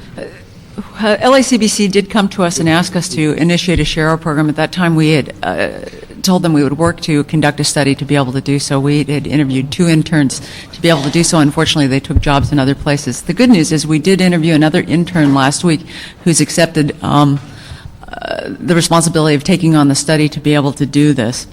Our initial thoughts for installing shared lane markings were on class-through bicycle routes, on collector streets and bicycle boulevards, as identified in the new bicycle plan, and where class 2 bicycle lanes are dropped where the roadway narrows. The areas of interest for the study are investigations of what the marking means to bicyclists and motorists, what happens with installations with varying bicycling speed. The initial study in San Francisco didn't consider a number of things. You know, a lot of folks in this room are capable of going a lot faster on a bicycle. I should say that my best time from downtown to Long Beach is an hour and 10, but nonetheless. Did you stop at every light? As a matter of fact, I did, but I will say that 2/3 is on the LA River Path, which is grade separated, and there are no lights, but nonetheless. So when you have a bicyclist going 16 miles an hour in the flow of traffic versus a bicyclist going 8 miles an hour in the flow of traffic are real different scenarios that might cause motorists to have a different reaction. What happens to the mix of traffic when the markings are installed? The use of marking in the area without on-street parking, the use of the marking at differing widths from the curb.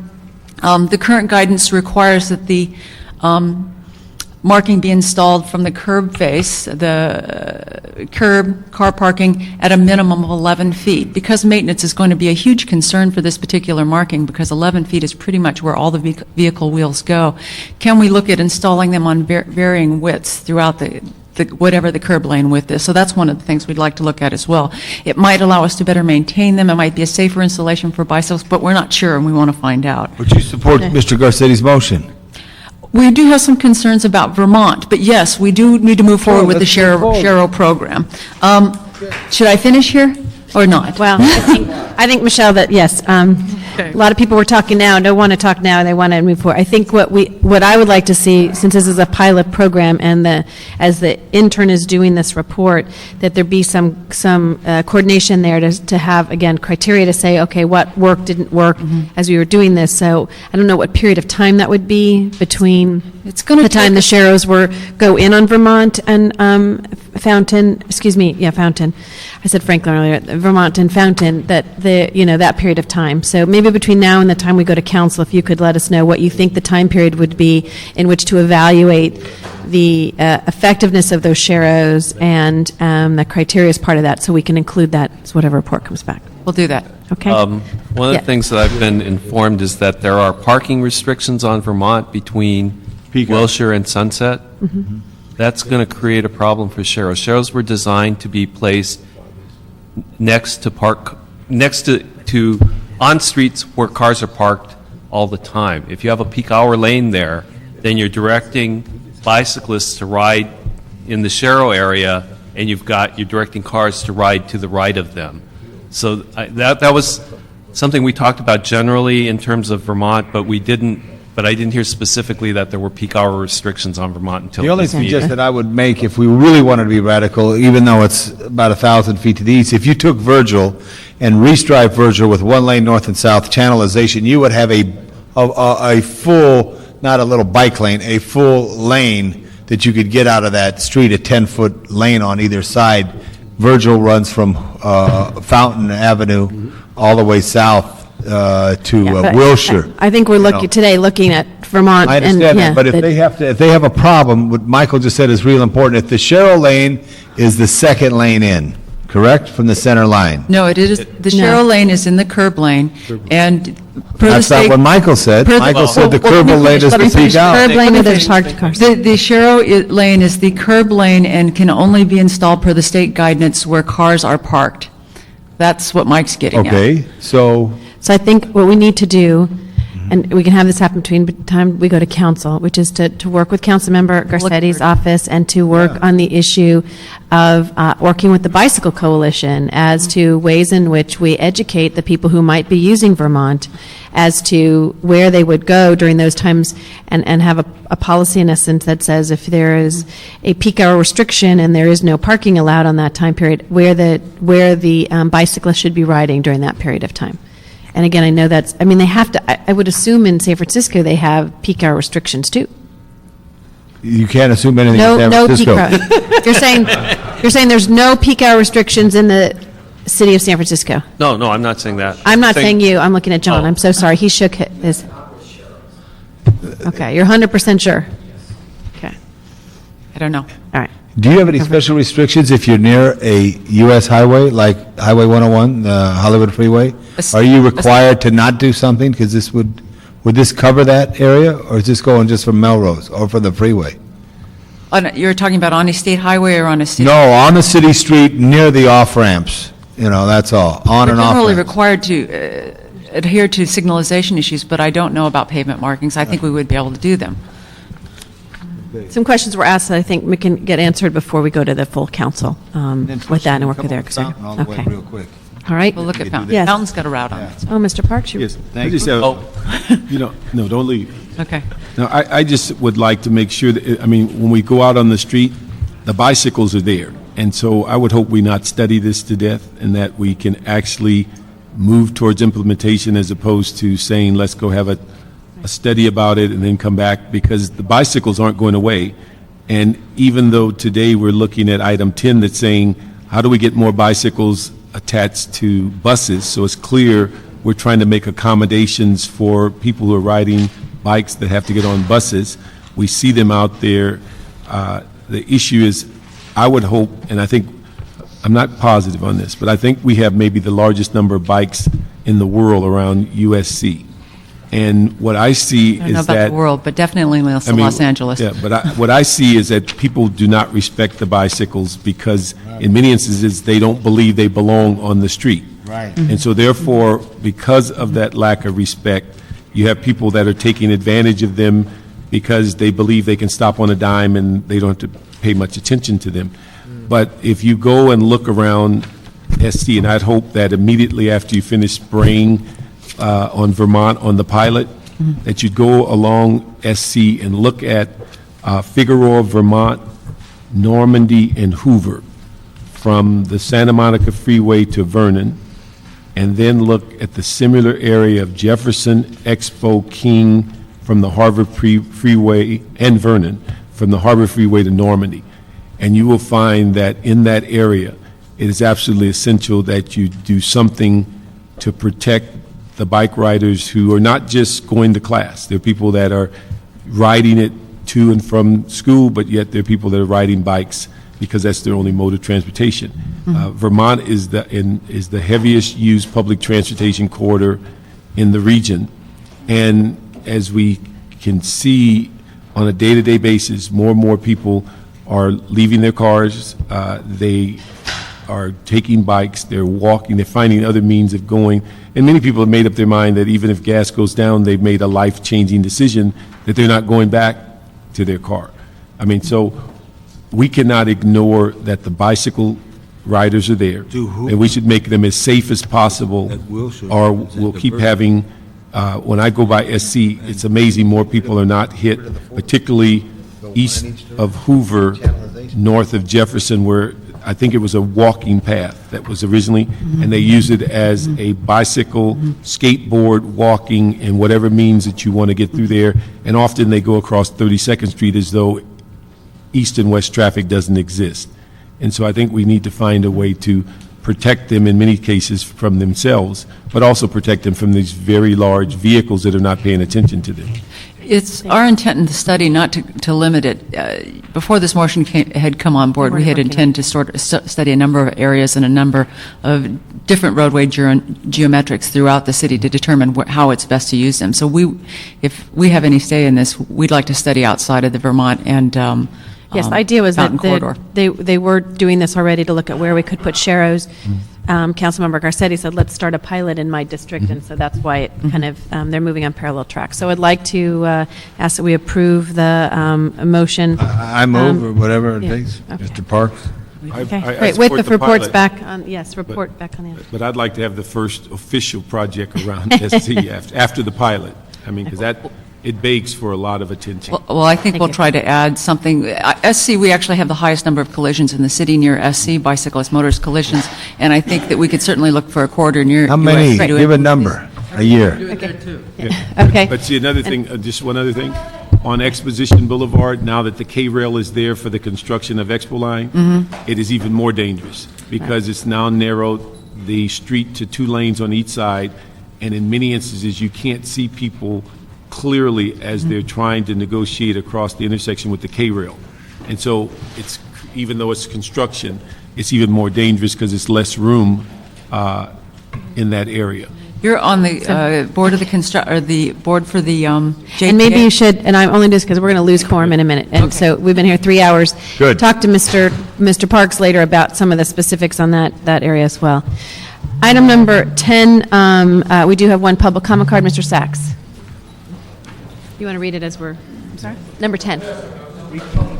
Okay. Item number 10 is a yes. rule-raised motion relative to expanding the capacity to carry buses on Dash and commuter express buses. And colleagues, and what I would just like to do is on this item, NC, you want to speak? Go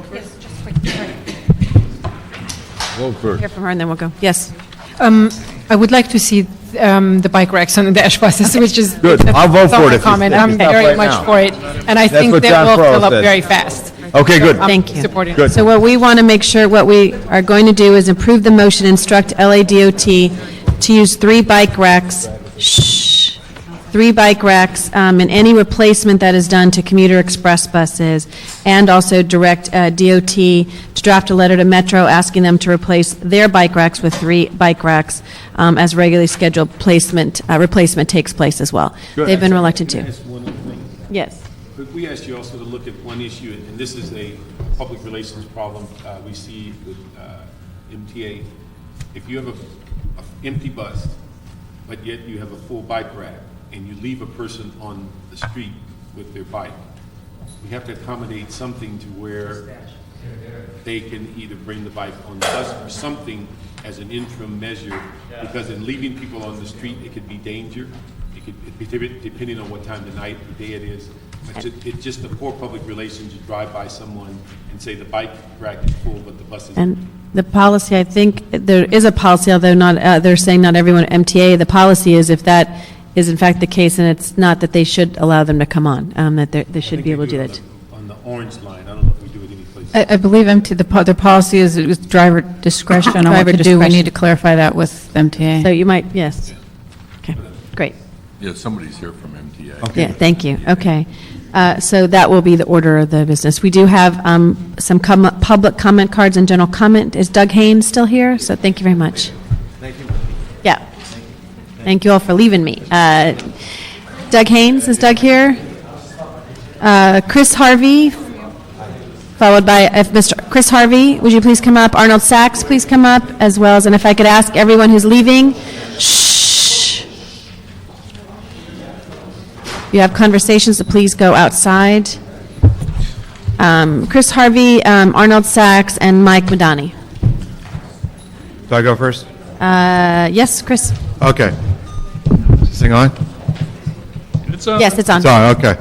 I want to shift gears here, 3 hours on bikes. I want to talk about the rising fuel prices and the financial hardship it's creating for taxi drivers.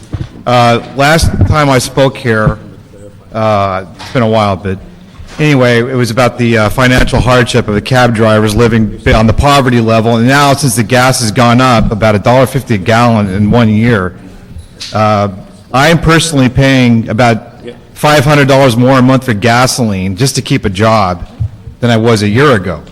At this time, we have not gotten a rate increase since December of '06, but it's been eaten up. When we did, it was been eaten up by the rise in the fuel prices. And I spoke to Mr. Frischler several times about the city having some vision and some, about getting in some alternative fuel vehicles, specifically hybrids, which they're being used in Santa Monica, they're being used in others. I've seen them in a few other cities, and apparently New York City has a pilot program where they're testing them out, and the Toyota Prius gets like 46 miles per gallon. This is a way to solve the problem for the cab drivers. But they don't want to do it because they said it costs too much money, and then cab companies don't want to pay for it or whatever. But the city of LA, the state of California, and the federal government subsidize a lot of other stupid programs that have don't help people out. And I believe the cab drivers should have a Bill of Rights. I spoke to you about this 2 years ago, about you're concerned about the bike riders' Bill of Rights. What about a Bill of Rights for the taxi drivers so he doesn't have to live in poverty? Because we have to pay $500 a week or more just to rent the cab. Then the fuel has gone up so much now. I'm paying like $350 a week for gas.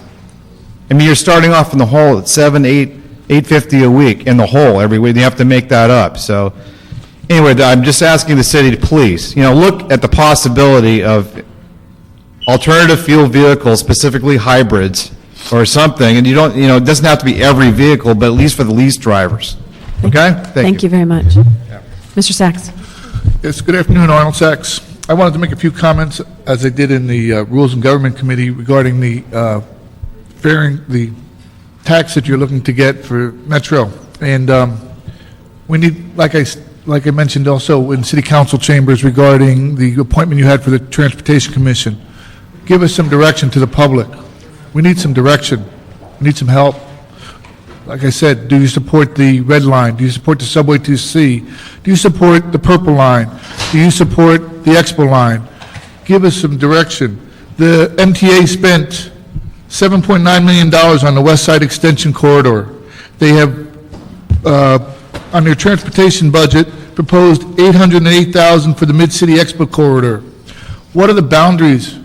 The boundaries for the the boundaries for the West Side Extension The Exposition Light Rail Transit Project, currently under construction, was planned for the southern portion of the west side, with the Wilshire Bus Rapid Transit slated to serve the area's northern portion. This is MTA information, by the way. Metro West Side Extension Transit Corridor. The study area, second page, will extend from the existing Metro Rail, Hollywood Highland, and Wilshire Western stations to the Pacific Ocean. The northern boundary follows the base of Santa Monica Mountains, and the southern boundary follows Pico Boulevard. So in this situation, you have two northern boundaries and two southern boundaries for the same area. You have no definition for the Expo line, and I've asked for clarification on that numerous times. Mr. Rosendahl Councilman Rosendahl was at the Rules and Committee meeting, and he said that there's no use looking in the past. But there is, because the people who sat on the transit board, who sat on the city council, are sitting in the county board of supervisors, and they're making the same decisions that were not made years ago. The red line, why were they, you sat on Mayor Tom Bradley's board, when his vision was to build a subway down Wilshire Boulevard. So please, would you question the fact that they were digging in Fairfax and 3rd Street? What for? Is that anywhere near Wilshire Boulevard? Oops, we found gas, we got to stop the project. Thank you. It just doesn't make sense. We need some direction if you want this money. Thank you for your time and your answers. And one other thing, if you don't mind. In that same Metro board meeting that was held last week or 2 weeks ago, Mr. Rosendahl was there. Supervisor Molina said it would cost $4 billion to build the subway to the sea. I say build it for $4 billion. Mayor Villaraigosa said it would cost $6 2 years ago. So you're saving $2 billion. Thank you very much. Mr. Madani? Good afternoon. Last week we were over the taxi commissioners meeting, and we brought up this problems that we have and still exist. And as you see, the first thing is harassment, and harassment means denying every right to taxi drivers. We have harassment from DOT on Father's Day, Sunday. They come to the holding lot and harass drivers until LAX police comes and kicks DOT out of the holding lot. And this doesn't look good for the city, and is not doing any favor for the taxi drivers. Taxi drivers are mad, and they really want somebody to be accountable. Who ordered that DOT comes on Sunday, Father's Day? These taxi drivers, they have families, they have children, they have grandchildren. On Sunday, they come to work, and DOT comes to the holding lot to harass them. What's the point? What they want to fix? Doing harassment. They denying every right of taxi drivers, they're not respecting them. And this should be the first thing on the top of the line. We've been asking that from DOT and City Council constantly. As you see, we are asking for Manchin to resign because of harassment, because he's controlling that, he's doing that. That's the person he's doing directly, and he should be resigned. Also, as you see, Martin, president of City Cab, he's firing drivers for personal reasons, and this is harassment. So we want these issues that we have here to put on the next agenda of Transportation Committee, so drivers, they be able to come here and testify what's going on. Maybe you don't know what's going out there, but whatever is back there is very bad. The picture is very, very, very bad, and drivers, they're angry. We talked to Council Member's Office, Janice Hahn, last week, and they promised us they're going to do some changes, and they asked for time. So we give them time to August 4th. That's the taxi drivers. They want to see some changes by August 4th. Thank you, and I did get your documentation. Thank you. That ends our public comment, and the meeting is adjourned.